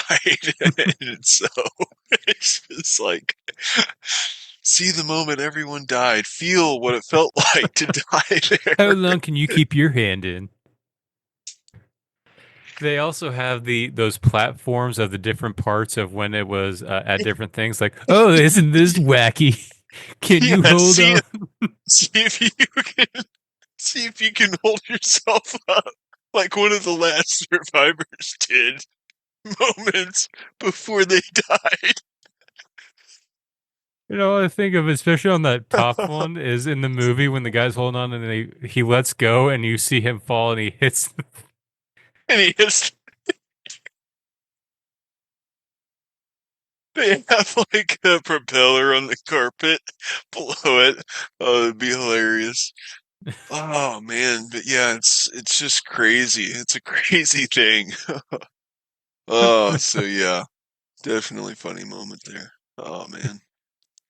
Yeah, we So yeah, if you're in Branson, Missouri, and you're looking for the funnest trip of your life, you've got to hit up the Titanic Museum. It's fucking awesome. It is great for families. if you're in for a wacky time, If your family's check looking for out this something fun, tragedy. yeah. Oh, it's gonna gear you up for your next meal. After that, Uh, check out the Ripley's Museum. It's pretty much the same thing. yeah, believe it or not. Oh, oh Oh, man. I did get a new whiskey. Oh, Four nice. What you Roses, got? small batch. Oh, okay. I've seen that. I've not tried it. It's it's good. This Is it is, good? I'd say, my second favorite. It's pretty smooth. It's And it's pretty good. is it spicy or is it comparable to Um, anything? it is a little bit of spice. I would say if you take Whistle Pig, but made it's not as smooth as Whistle Pig. There's when it's in your mouth, it's very smooth, but as soon as you swallow is when the burn comes. Okay. I'd say the burn is kind of somewhere between. I don't know. Burn is kind of more regular burn, but it's when if you hold it in your mouth, it's very smooth. It's not harsh or anything like that. So Yeah. I really like it. Hell yeah. Yeah. I'll have to try it. I'm drinking Yeah. these stupid little Persecos. Persico? I don't know. Okay. It's hard cider is the only canned thing that I had in the fridge. I was kind of hoping for beer or something. I just haven't bought it. I Just kind of gotcha. more out of laziness than anything, really. I wish for beer, but I was just like, yeah, I'm like, I'm not going to the store for that right now. Yeah, we ended up not watching the whole Titanic documentary because I decided I wanted to watch a different documentary, and Danny was in agreement because it was we're a little bit past it, but it was the 30th anniversary of the Oklahoma City bombing. So kind of Ooh. the same vibe. Um, Yeah. You know what? Like that's one that I do want to learn more about because I was so kind of numb to that. Like, was that what year was that? When did that that happen? was 95, I think, Okay, yeah. 94, 95. I was so young, man, when that happened. I just remember it fucking a lot of shit up. And that was what, Kaczynski or something like that? No, that was Timothy McVeigh. Oh, okay. So there's a whole chain of events. So, because I went to Oklahoma City for like a class or a meeting of some kind, and part of it was for like the fun class activity. They took us to the Oklahoma City Bombing Museum. Holy Um, shit. and that Jeez. was, you thought the Titanic Museum was sad. This one was like, there was no like wacky or fun. This was like, no, this is a serious fucking tour, and you're gonna take it seriously. Oh, Um, man. but it was Jeez. super educational. There's a series of events that kind of led up to it, of why Timothy McVeigh kind of did what he did, not to justify it, but kind of his thinking of where this extremism came from. But I recommend everyone, if you have a chance, if you're in the Oklahoma City area, go to this museum. Um, I recommend not bringing kids, but it is a amazing museum because it kind of starts off with like kind of like the groundwork of like some of the stuff he was reading. He was reading like the Turner Diaries, which is like an extremist overthrow of the government kind of vibe, anarchist cookbook. Mm. This events of like Ruby Ridge and the Waco, Texas siege and stuff like that, kind of Oh, leading up okay. to it. And then you go into this room, which is where the tour officially starts and kind of goes in order, which was um, in the build. It was the building across the street. They were doing like a municipal town meeting, and it was like starting at 9 o'clock is when they started, and the bombing happened, I think, at like 9:02 or 9:03, and it's an audio recording of that, and then you hear the blast, and then Holy you're in shit. this room that's supposed to look like a typical like municipal room, and all the lights flicker and everything, and it's like sounds like it shakes, Whoa. and then you go into like this chaos of, and it goes down to every single thing. This person was stuck to here.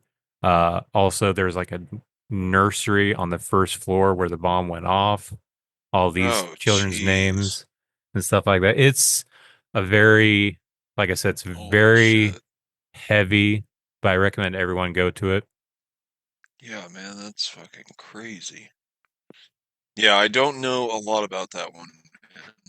Is that the one that was involved in like MK Ultra type shit, or Uh, am I thinking of no, you're someone thinking of else? the Unabomber, I think. That was Ted Yeah, Kaczynski. that's right. That's right. Um, Yeah, this was interesting. Timothy McVeigh. He was an ex-army, either army or army reserves. Him and a couple of his buddies Jeez. were kind of getting into like the extremity groups. I want to say, I forget there Just was radical some, type fucking groups or yeah, what? kind of like small militias that were kind of like white extremists a little bit as well. Um, Holy shit. it was this whole thing, kind of like it's kind of like if you took like similar talks, like you always hear people talk about like, hey, the federal government's getting too big. Imagine that, but taken to the extreme, to where it's like, no, we must destroy it, because that was the whole reason he targeted that building. It was a federal building with a bunch of different agencies. It had DEA, ATF, um, CIA. Like it had like I want to say like 13 different federal agencies had Wow. offices in this building, and that's why he targeted it. Oh my gosh. That's terrible, man. That's crazy. It had a crazy death toll too, didn't it? Yeah, it was a lot, and like I said, there was the nursery slash daycare on the first floor. I think it had like somewhere between 12 and 14 children, and obviously all dead because they were right in Yeah. front of the kind of the U-Haul van that he parked. Jeez. Holy shit. Heavy. Yeah. Yeah, man, my school, we went to like toy museums. in like a American Prairie type museum or inspired type deal. Very fun. With like a space observatorium thing at the end. Like, and you're in like a room, you like look up at the stars, they play this kind of weird elevator type music type shit. That was cool. So yeah, I was fortunate not to go through any depressing things as a Well, youth. well, this was for work. This wasn't. This was like a couple years ago that I did it. Hmm. Like in high when I went to school, we went to like an apple refinery in like Nebraska for that makes like apple cider and a World War I or II museum. It's whatever museums in Kansas City. Those are the Hmm. only museums I think we went to. And then when World I War was II in, would have been crazy. then I remember in when I was in high school, my parents took me to Washington D.C. and we went to the Holocaust Museum. That was also heavy, but I still think the how the setup of Oklahoma City's bombing museum was set up, that was probably the most heaviest because also it has a whole room of all the children's like the parents they left like either like a clothing item like their shoes or like their favorite toy as like a Oh memoriam. jeez. It's very, very heavy. Yeah, that sounds heavy, man. That's crazy. Oh, But damn. yeah. Well, Um anyways. On to a lighter subject. You want to do this Carnifex Yeah. discography? Yeah, let's do it. Damn. Sorry to dampen the mood.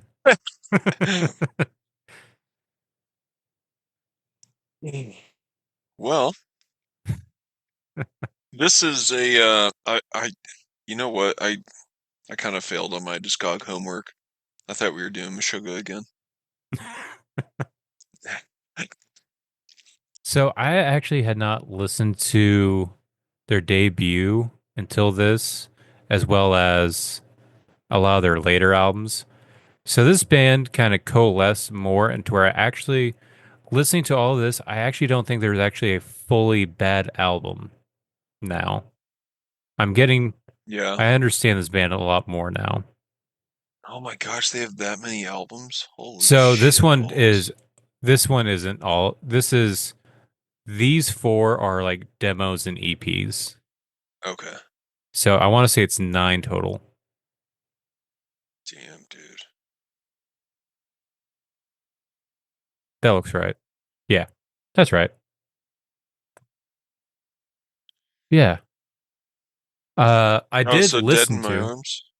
Yeah, Dead in My Arms is right here. Yeah, their Okay. debut. I did. So Spotify also has, if you go down all the way to the bottom, they have a couple of these demos, and I listened to, I think, one or two of them. One of them has the demo version of um, collaborating like killers, and it has that opens with that sample from 40-Year-Old Virgin. I might not have had sex, but I can still fuck you up. Which I've always wondered why they had that shirt. Now that makes sense. Oh, okay. But yeah, You know, what part is that in the movie? I don't even remember that. that's where he's riding home on his bike after the poker game. After they all find out he's a virgin, they all laugh at him. So he's telling himself comebacks that he could have said. Okay. It's like I might not have had sex, but I can fuck you up. Yeah, that'd have been good. It's hilarious. I love that movie. But yeah, this is Carnifex, the deathcore heavyweights at this point. Who For sure. kind of came in, I feel like almost like a second wave. Um, I remember when I found them, I felt like they were more of like there was the A tier and there was the B tier. I feel and they're like obviously more C tier, D tier. I felt like they were the B tier. They were close, but they weren't up to the level of like Suicide Silence, Whitechapel, Joffrey Cowboy, bands like that. But they were right there, kind of in the same vein, same uh, league as like Oceano, Chelsea Grin. But out of all those bands, I do feel like Carnifex has the best longevity and also the most consistency when it comes to their Mm-hmm. albums. They haven't really changed that much. I do think they've gotten better. They've incorporated a couple new things here and there, But in all honesty, listening to all this, they've remained very consistent in being good. So let's just get right into this. We Hell got yeah. start off with their debut, 2007's "Dead in My Arms." Um, like I said, this is probably the first time I've actually listened to this album because I got into this band later. Um, this is listening to this, it makes me think they were influenced heavily by Suicide Silence because it feels it has a lot of early Suicide Silence vibes. Hmm. Because they're kind of from this similar area, both SoCal. I know Carnifex is San Diego. I want to say Suicide Silence. They're not LA, are they? Or are they like it's somewhere SoCal, aren't they? Suicide Silence. Orange County, I want to say, or fuck, I think. I don't know. I'm not sure. I think Damn, I either feel way like I though, used there's to no know. way that Definitely how Cali, but yeah. I think either way, there's Riverside, no way I that think. this band wasn't influenced by at least going to early shows because I think it shows a lot in some of these riffage and this overall tone of this album, especially on songs like Slit Wrist Savior, These Thoughts Sure. Become Cages, Collaborating Like Killers. There's a lot of good meat on this album. I remember when I went and saw them, they were really good, but they played the song Slit Wrist Savior, and I thought, God damn, that sounds so fucking good, Hmm. especially live. Just those that dirtiness and the pinch harmonics that brand. Uh, it was awesome. Other good songs, "Lie to My Face," "Love Lies in Ashes," "Collaborating Like Killers." I'm gonna give this one probably a solid 8. What do you think of this one? Hell yeah. I'm pretty much right there with you, man. I think that this album has that real nasty kind of just brashness that Suicide Silence brought to the game, with their debut, and I kind of agree. I think that similarities are definitely you can definitely hear that, but yeah, it's a solid album, man, especially for a debut, dude. It has one of their biggest songs, "Lie to My Face." I remember that was basically the first I had heard of this band, and it was absolutely crushing. Um, just completely brutal, man. One of the heaviest songs out, and this was kind of around the time of Somatic Defilement, Whitechapel. So they and Suicide Silence, I think they were all kind of getting getting some buzz around the same time, and going around the same group of friends and shit in high school. So um, yeah, I definitely dig this album. I think I'd probably give this one an 8 too. Okay. So that's probably going to go right about. I'm going to put that right in the middle with a 16. All right. Also, I do want to because I listened to a podcast where the lead singer Scott Lewis was on. I didn't know. So the name Carnifex is like I think Latin for executioner or something like that. And it plays really well because since the Scott Lewis was originally a mortician, he Oh, used to what? work in a morgue. So I Whoa, can I kind did of not see know that. where, yeah, so I can kind of see where like these like it sounds cheesy, but these dark kind of view of the world, dark thoughts, and like this obsession with death kind of comes from with that kind of Hmm. background. So I do think there was a lot of anger, hatred, and kind of bleeds through, comes kind of like with the cleansing, to where it's like a whole build up, just if open the floodgates at all, kind of escapes at once, and kind of happens on this album as well, just like the cleansing with Suicide Silence. Hmm. Um, Up next, we have their second album, came out a year later. This is The Diseased and the Poisoned. Um, Oh yeah. this is how I ever first heard of this band. This, along with Amir's, um, what was the Respect issue?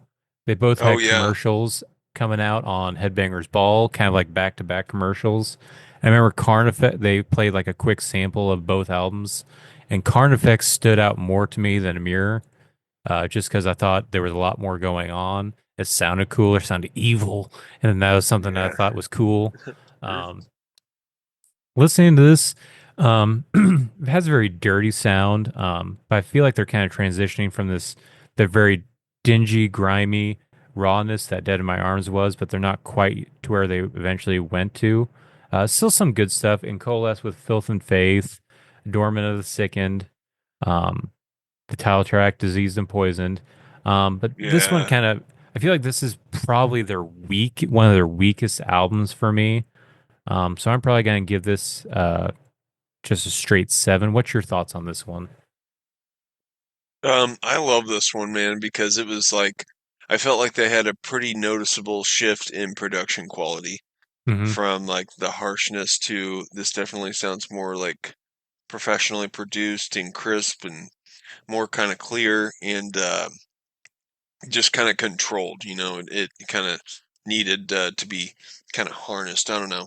And so I feel like this uh, captured their sound really well, and especially coming from the last album. But yeah, man, I just remember me and my buddy jamming this really heavy when it dropped, so I'm just always kind of fond of it. Um, I feel like they also really started the kind of hoppy, groovier breakdowns in this one. You get a lot of those that are just kind of chuggy chug, which I was really digging. So I don't know. I'd probably give this one an 8 as well. Okay.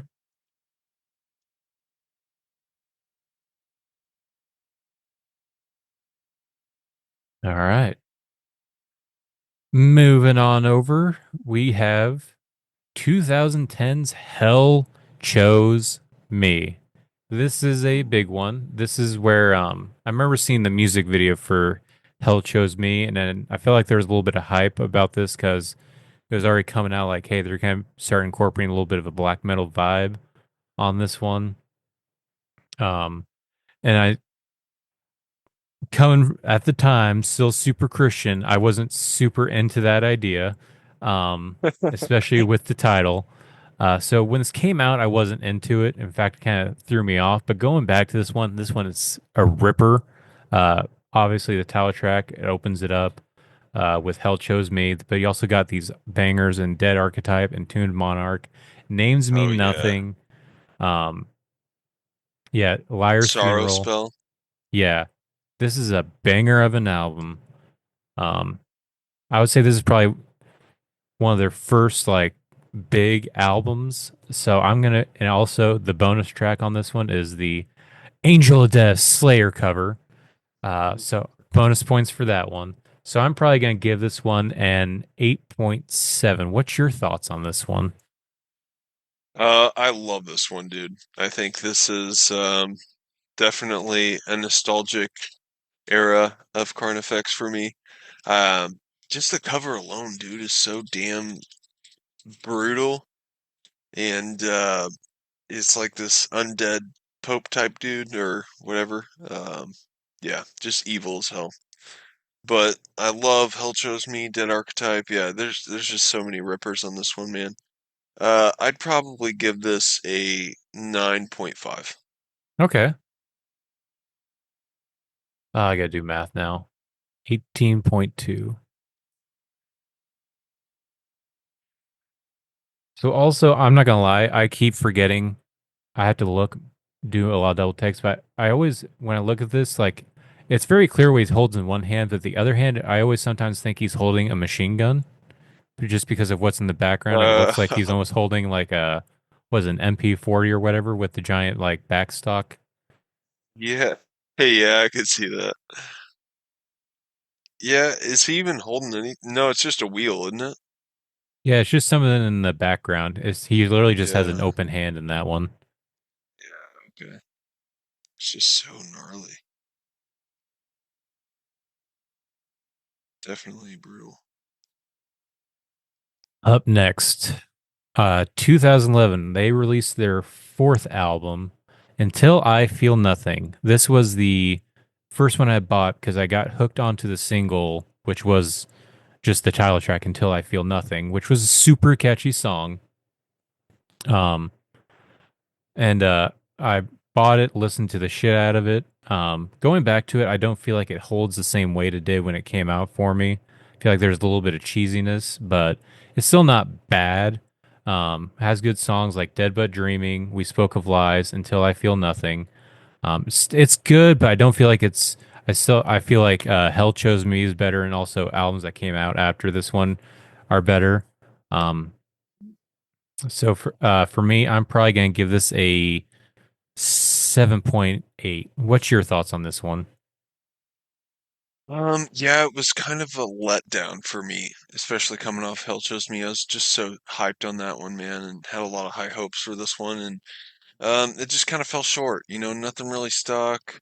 I just kind of quickly skipped over it, and I also was just kind of hesitant. It's one of those year albums. So like if you drop an album in 2010, then you drop another one, boom, in 2011, I'm automatically going to be skeptical because of how quick, it came out. Mm-hmm. So going into it, I didn't really have a lot of ambition. So, and it just kind of, yeah, man, just kind of missed it. So I would probably give this one a 6. Okay.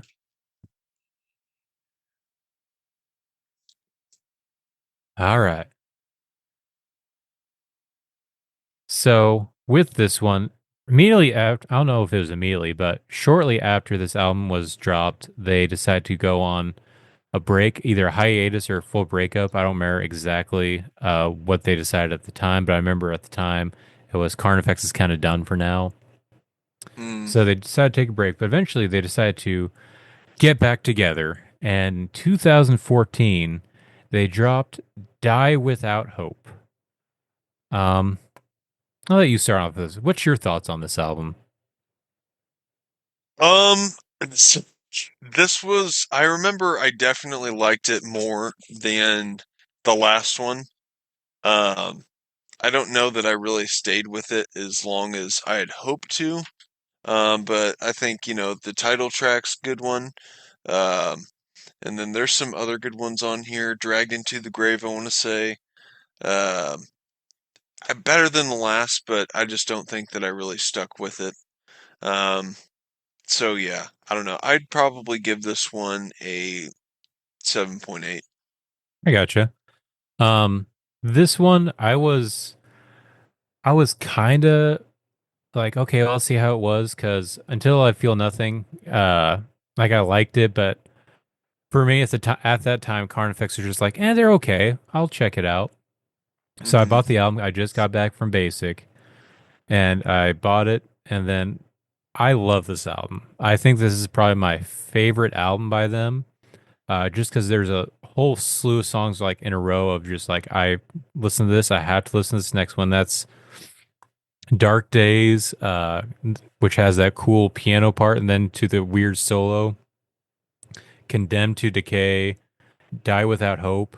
Then my favorite Carnifex song, Hatred and Slaughter, which has that groovy riff, and then it has that crushing breakdown at the end. Then you also have Dragged into the Grave. I love this album. It was out of nowhere, and it actually made me more of a Carnifex fan because before I was kind of like on the fence, like, they're pretty good, but you know what? Not fully where I can get better deathcore elsewhere. No, this for me was a big album. I remember playing it a lot. Um, so yeah, for me, this is probably going to be a fuck it. I'll give this one a full 10. Nice. Damn.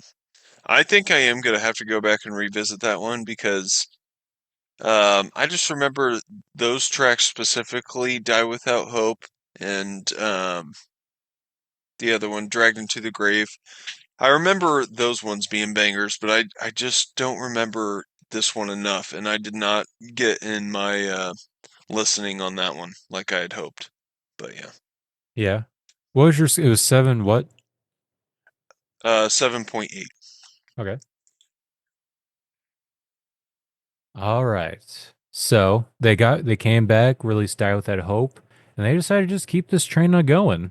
2 years later, in 2016, they released Slow Death, which for Oh me, yeah. I was hyped on Carnifex that time. I loved Die Without Hope, so I was eager to see what this their new album was going to be. I was kind of turned off at first because I want to say the singles were um, "Drown Me in Blood" and I think "Black Candles Hmm. Burning," which I felt like they're kind of going to more of that black metal vibe a little bit. and just kind of like melodramatic a little bit. Then also this, no matter what you think of this album, I think this album art is dumb and kind of bland. Uh, Yeah, cool. They did a lot of detail on the skull, but the album art is literally just a skull with a black background and some just blood too shooting out of the basic. forehead. Yeah, Yeah, it's meh. it's way too basic. But I will say, going back to this album, this is also an awesome album. It opens up with Dark Oh, Heart hell yeah. Ceremony. The title track, Slow Death, Drown Me in Blood, Pale Ghost, Black Candles Burning, 6 Feet Closer to Hell, and then kind of teeters off near the end. Necrotoxic's pretty good. Picks back up with Countess of Crescent Moon. This is still a banger of an album. I'm probably gonna Hmm. give this one a I'm gonna give this one an 8.9. Okay. What's your thoughts? Yeah, man, this is where I kind of jumped back on the Carnifex train. I knew the last album was better than previous ones, but this album cover did make me pretty skeptical. I hate the artwork too. Like, I can't get past it. It's so blatant and I'm just like, come on, man. I need more creativity than that, but whatever. I moved past it, and the songs I think made up for it. The songs are crushing, and I think really catchy. Drown Me in Blood, dude. Like, I know it sounds like kind of just too cliche, but it works. Like, it's so catchy, um, and very memorable chorus. Um, but badass songs on here. Um, I pretty much dig this album all the way through. I think I'd probably be right up there with you. I give this one a 9. Okay. Up next in 2019, about 3 years later, they released World War X. I feel like this was a kind of a big album commercially. I feel like I remember seeing a lot of stuff everywhere, promotion wise for this album. A lot of people talking about it. I want to say even in I think Terrifier 2, there's even in the kids' bedroom, there's a poster of World War X in the movie. Oh, no shit. That's cool. Um, what's your thoughts on this album? Uh, I, j- I don't know, man. I I didn't really love the album title. And I mean, I guess it's just kind of more modern, war vibes. I think that's pretty obvious. So I didn't really give it much love or attention, and I don't know. I just still kind of feel that way. I'm not really crazy about it. Could give or take. I don't know. I'd probably give this one an 8. I don't know. Okay. What's your thoughts? So I was in the very much a similar boat, because leading up to it, because this is coming off the heels of like some amazing albums from Carnifex, so getting excitement. But when they announced that the album was going to be called World War X, and then it's like the cover art could be cool, but if it's tied into this war theme, I don't know. For me, that is a huge turnoff when it comes to Carnifex thematic wise. Like it's Yeah. not what I like about Carnifex. I feel like it's more of like horror movie type or like self-loathing. War isn't really the gamut of themes I really enjoy from Carnifex. It feels awkward and weird. Um, and that's kind of what the album opens up with is World War X, which is that war theme. But for me, going back to this, the rest of the album is actually pretty good. There's some cool songs on here I really like This Infernal Darkness, Eyes of the Executioner. All Roads Lead to Hells is awesome, featuring Angel Vivaldi, which I want to say Mm, isn't he like that prolific crazy guitarist? guitarist. Yeah. Yeah. Then also Hail Hellfire. There's some good meat on this album, but I will say there's a No Light Shall Save Us featuring Alyssa White Gloves. And this kind of makes me realize like I don't think Carnifex should really do um guest features. I feel like Carnifex is best when it is just Carnifex. Because I'm Mm, not really a big fan of her. Like I think this is the second time I've talked negatively about our arch enemy's vocalist, but and it's nothing against. She's an amazing vocalist. I just think the most recent Arch Enemy album isn't good, and I don't think this features that good is that good. I don't think it adds anything. In fact, I think it kind of takes away. She kind of does like a clean, angelic singing at the end, and I'm Mm, not really. I don't think it fits too well. When it comes to Carnifex, I don't. I think they're best isolated when it's just them. And if they ever are to get future guest spots, I think you need to branch out and get like um more death metal, more extreme vocalists. Like I would say good fits would probably be like Corpse Grinder or Matt Magachi. oh I think oh, yeah. those type of vocalists would do good on a Carnifex album. I don't know, I'm not Or feeling that Vincent one. from the Encasio strain.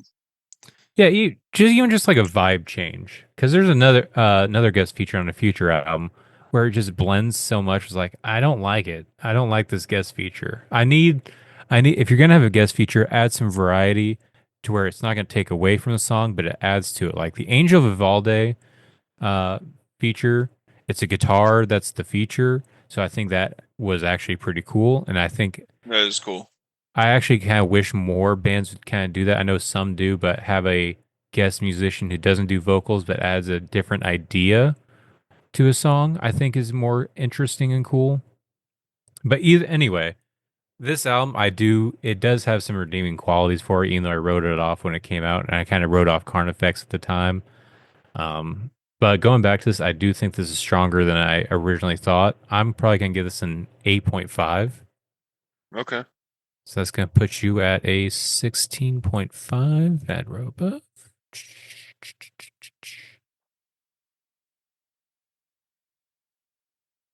All right. Up next, we have 2021's Graveside Confessions. And I'm not going to lie, leading up to this album, I thought this was just going to be a remaster of all their classics because it seems like all the singles were um, just old songs re-recorded. Like it was collaborating like Killers, My Heart and Atrophy, Slit Wrist Saviors. Like, is this an actual album or is this just re-recording of old songs? No, it's a real album. What's your thoughts on this album? Um, I think it's brutal, dude. I think it sounds. I think it's a nice redemption album. I think from the last, personally. Hmm. Um, Kind of going back to the roots, I think, and very explicitly with Graveside edition of Slit Wrist Savior and those other ones, and so I thought that was cool. But I'm seeing this Dead Bodies Everywhere, and I don't know if I've heard this. Actually, I don't know if I've. The Corn cover. Yeah. It's actually Did you pretty like good. this? Really? Yeah, it's actually I have a hard time I realizing it's Corn listening to it because they do a very good job of making it sound like Carnifex. That's cool. It's just when you actually listen to the lyrics and then you realize the kind of the bounciness that's going on. I was like, oh, it actually is a Corn song. Um, Huh. yeah. That is cool. But yeah, I wasn't expecting that. But anyways, so I haven't listened to this album like fully or all the way through, giving it too much listen, but I do like the vibe change. I think it is better than the last. Seven Souls, I think, is a killer song. I like the first song, Graveside Confessions, Cursed. Um, I like this sound. I think it's Carnifex back to being solid Carnifex again. I would give this one a 8.5. Okay. I'm kind of similar in the view of this one. I do think this is more of a return to form after World War X, but I do feel like it's still um there's some elements of this I'm not too big a fan of. I do feel like this at this point it's worse than the album after. When it comes to the, I feel like there's almost too much going on with the incorporation of some of the pianos and the extra symphonic stuff. But I do think this one coalesces better than their next one. Like I do love Graveside Confessions, Pray for Peace, Seven Souls, Cursed, Cemetery Wander, Perpetual. Wait, that Countess of Perpetual Torment. Yeah, that's it. Wait. That's a that's from the that's from What? Slow Death. Why is What that on is? here? Countess of Perpetual Torment? That's a slow Oh, Countess of the Crescent Moon. Sorry. That's the Slow Death song is Countess of the um Crescent Moon. This is Wow. Countess of Perpetual Torment. Ritual Torment. It's a different song. Different countess. Yes. There's a theme going on. Multiple countesses. Mm-hmm. Yes. It's a pretty good album. And I do like kind of the having the graveside edition of these classics like Slit Wrist Savior collaborating like Killers. I do think that's a good kind of throwback, kind of closer return to form, but still kind of pushing forward. Dead Bodies Everywhere, I think, is an interesting addition to have a cover, kind of like having a cover that's not the last song. I always think is a weird idea. I do think it kind of works with the flow of the album because I don't, like I said, listening to this, it's hard to realize off the top of your head that it's a cover because they do a good job of masking it as almost a Carnifex song. So that was pretty cool. Um, I'm probably gonna give this one an 8.2. Okay. What was yours again? 8.5. 8.5. So 16.7.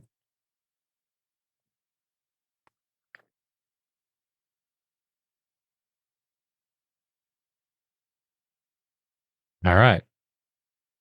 And then lastly, we have their newest album, released in 2023, Necromantian and Mantium. Um, what's your thoughts on this album? Um, I didn't really stick with this, man. I tried peeping a couple tracks here and there. I still have not listened to this one either. All the way through. And I'm not sure, it just kind of has a lackluster vibe to me, you know. Mm-hmm. Nothing was real changeable. Um, so with that being said, I do like the cover. I think they took a good direction getting Tom Barber as a feature. That's cool. Um, but aside from that, like Crowned in Everblack, that was like one of the songs they released, and it was like right after Trevor died. I want to say that song's kind of dedicated to him, Mm-hmm. right? Yeah. Um, so that's cool and everything, but I don't know, man. This one just didn't really stick with me. What about you? Yeah. So leading up to me going to see them, because I kind of had stopped paying attention to them. In fact, I didn't even know this album had dropped until I was about to go see them because they were touring this album. Hmm. I want to say I've listened to this album several times, and I couldn't tell you any specific parts of this album. It kind of all blurred together. It wasn't until this one, till like listen, till this assignment of listening to their discography, to where I actually did kind of enjoy it a little bit more. But I do have issues with this album. Like I was talking with the previous one, this one is very noticeable. I feel like it's a little too busy with the added symphonies and the pianos and stuff. Hmm. Like Cradle of Filth, I have this issue with some of their albums too, to where it feels like there's so much fucking going on that it's almost anxiety driven. This doesn't give me the anxiety, but I feel like there's too much going on. Um, but there are some cool tracks in here. I think Torn in Two is kind of starting to wear on me to where it's like, okay, this isn't too bad. Necromantium, the title track, Crown and Everblack. I'm having a hard time figuring out if I actually like this or I just like the cool aspect of like it's a throwback. Because when I saw them, they did have this whole speech about Trevor Strnad and how the Hmm. song is dedicated to him and written about him. So I think that's cool. But there are some other cool songs on their own, like The Pathless Forest, How the Knife Gets Twisted, Infinite Night Terror. So there is some good stuff. Um, but when it comes to like I was talking about with the previous album, the Tom Barber feature, I do think it's cool that Tom Barber's on here. I do like his voice, but for some reason, hearing his voice in Carnifex setting, I was I was not a fan. I felt like it was Really? for me personally, I was not a fan of hearing his vocals with Carnifex. So I saw he was coming up. I was like, all right, here comes Tom Barber, and it happened. I don't know. It didn't fit with me, and that was on Death's Forgotten Children. I wasn't too into it, so so this album is slowly growing on me, but still not there because there's still some issues I have with it. So I'm Yeah. probably gonna give this one a 7.2. What's your score on this one? I think I would give this one a 7. Okay. Straight 7. You know, like one thing that's solid with this band through and through, like every album, you can always count on their title track as being pretty sick. Like they really Yeah. don't lack on bad title tracks. Like their title tracks are almost always bangers. Mm-hmm. Yeah, because I don't think. Well, the only exception to that I would say would probably be World War X. But yeah, Mm, other than that, every single one of them has been great. Because that was Until I Feel Nothing, even though that's the bottom of our list, that was a song that actually hmm made me want to go buy a Carnifex album. Um, Yeah.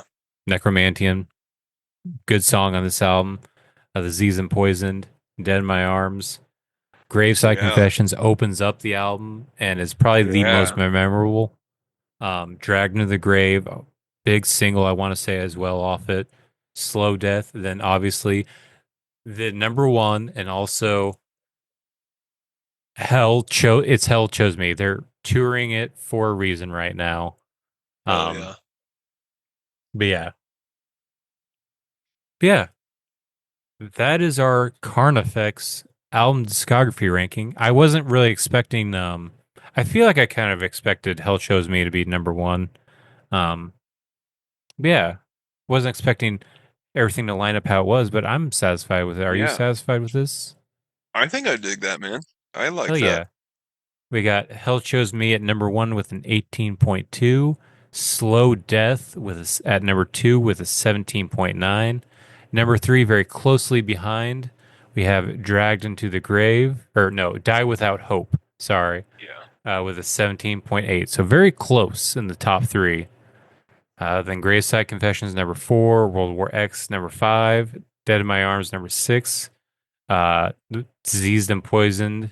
After that, the Necromantium, and then finally at the bottom we have Until I Feel Nothing.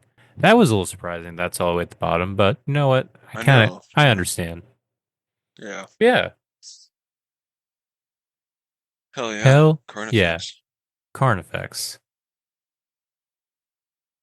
Yeah. So what are we gonna do next? Mmm. I have some names. I have some ideas. I'll All let right, you hit me with it. I'll let you decide. Okay. So, because here's my thinking behind this. So I'm also want to do when it comes to these album discographies, sometimes branch out of our comfort zones and listen to some bands that we haven't really listened to. But in Oh, doing so that, these names are gonna suck.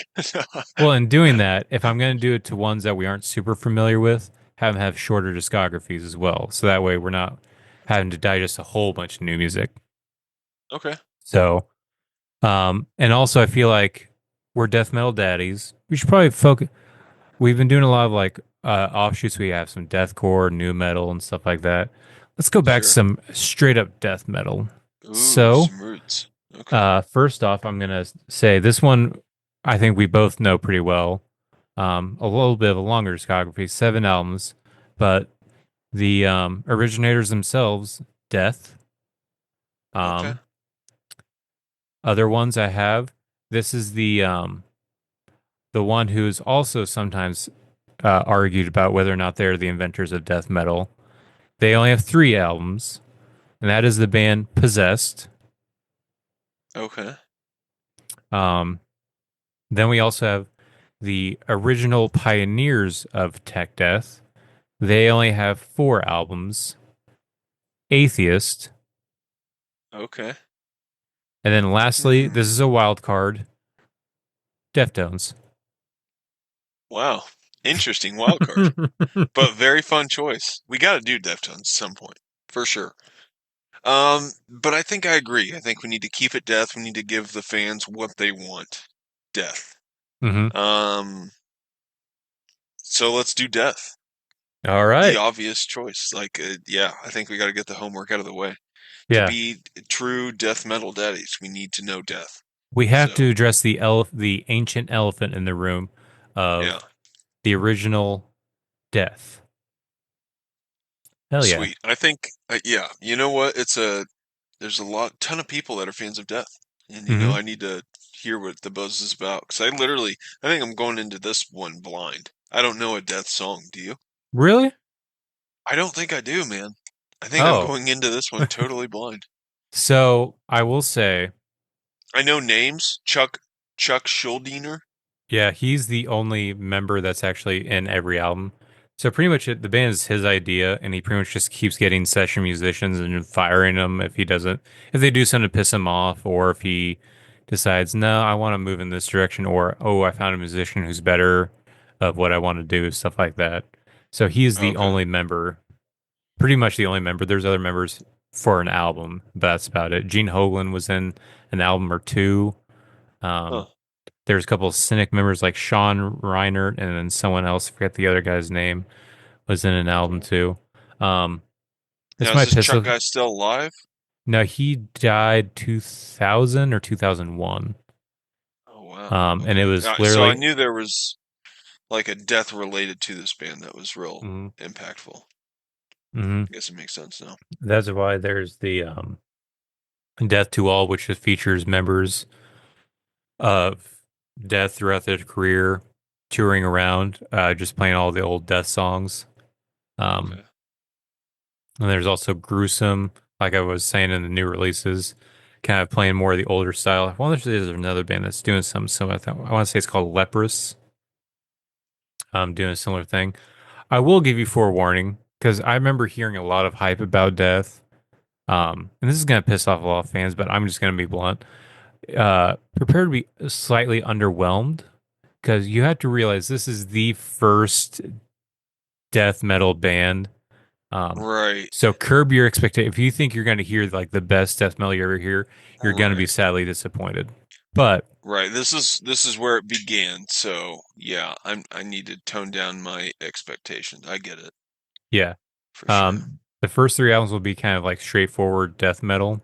And in all honesty, that's my favorite era. It's the Scream Blade Gore, Leprosy, Spiritual Healing. Those are my three favorites.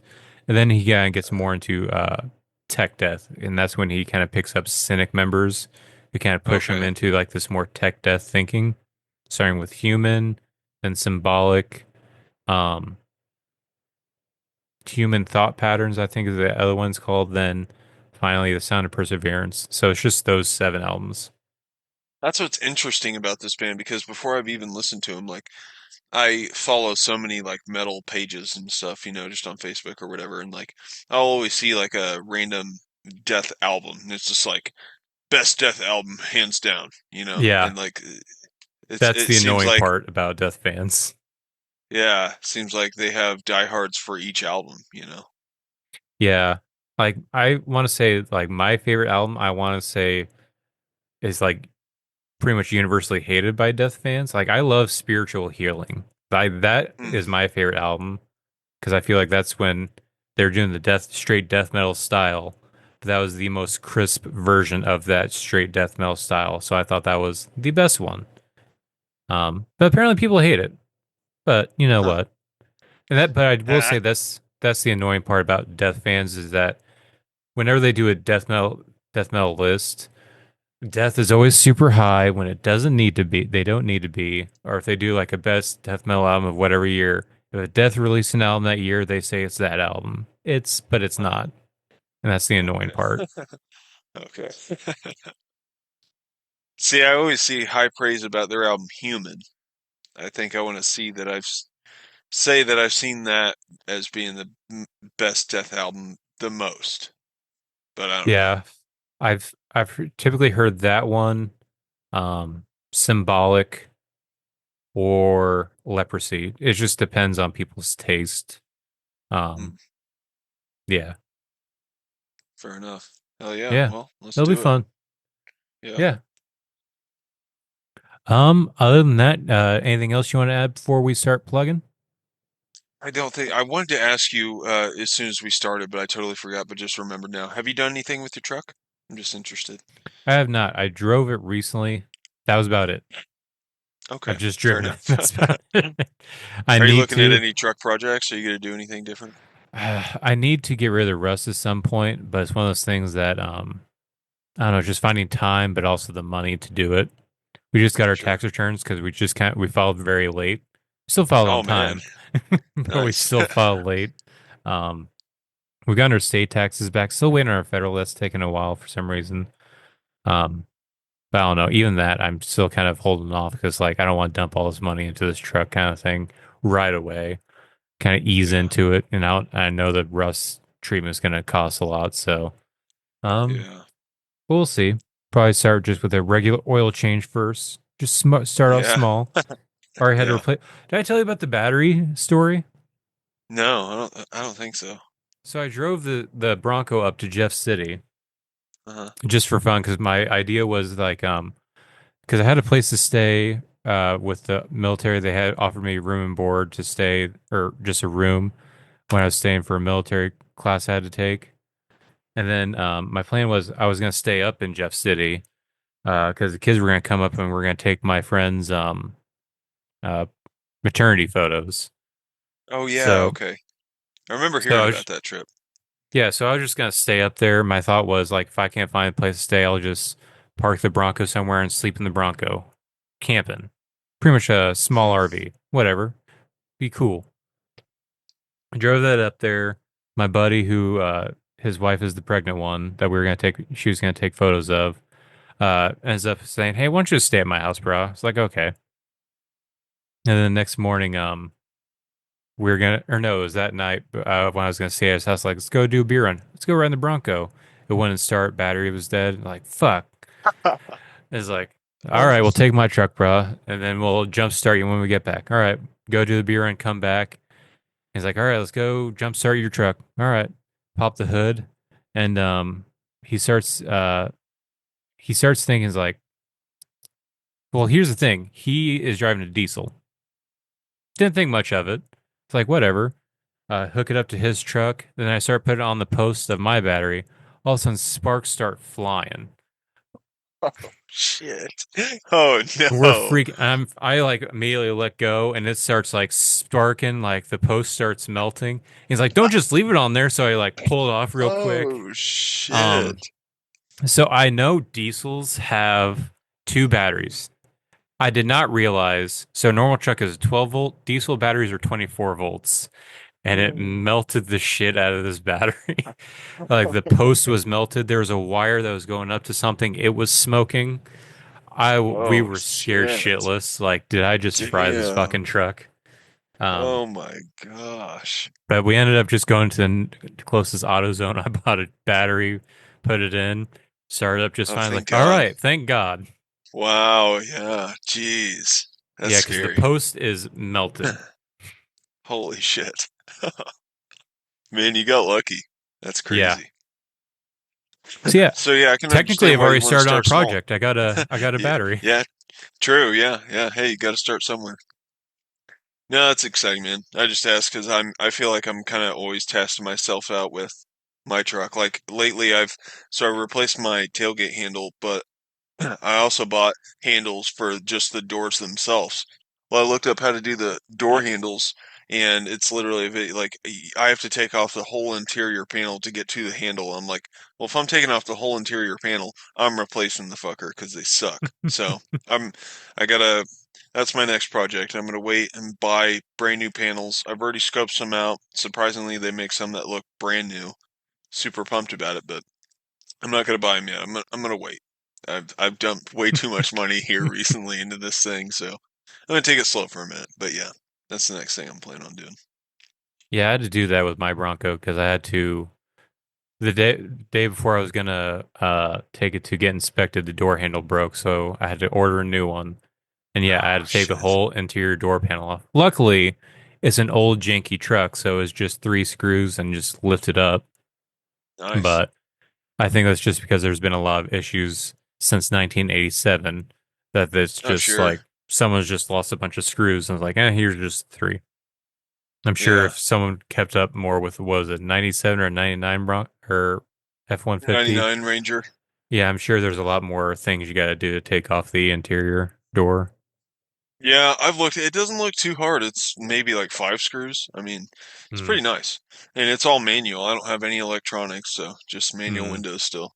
I But gotcha. yeah, That's so nice. good stuff. Fun. But yeah, other than that, get at Deer Def Insulation Services for all your insulation needs. Hell yeah. And listen to Dejector if you want to hear some good tunage. Absolutely. Um, aside from that, man, I don't know. I think that's it I for gotcha. me. Well, if you enjoyed hanging out with us here at Death Metal Dies, you can check us out and get your more Death Metal Die fix with us at TikTok. You can also check us out on Facebook. Obviously, you can check us out either on Spotify, Apple Podcasts, really anywhere you get your podcasts from. You can also check us out on YouTube. We also have a Discord. It's out there. I'll make it prettier for all of you to have more of a fun time with that. It's a work in progress. Give it time. But yeah, you can also, if you want to, just directly message us through Facebook Messenger on Facebook or directly at deathmeldaddies@gmail.com. Let us know how we're doing. Tell us what you want us to talk about next. Tell us some albums we miss. Or just say you hate us. Whatever you want to do. You can do that at deathmeldaddies@gmail.com. But you know what? Until then, till next week, just stay daddying. Deathmeld Get Daddy's out. daddied on gang.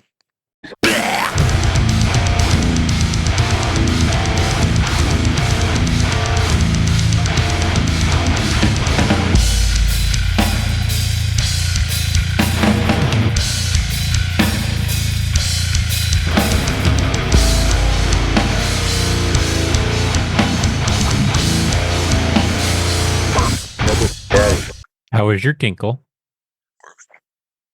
Tinkle was good. It was very good, minus the burn.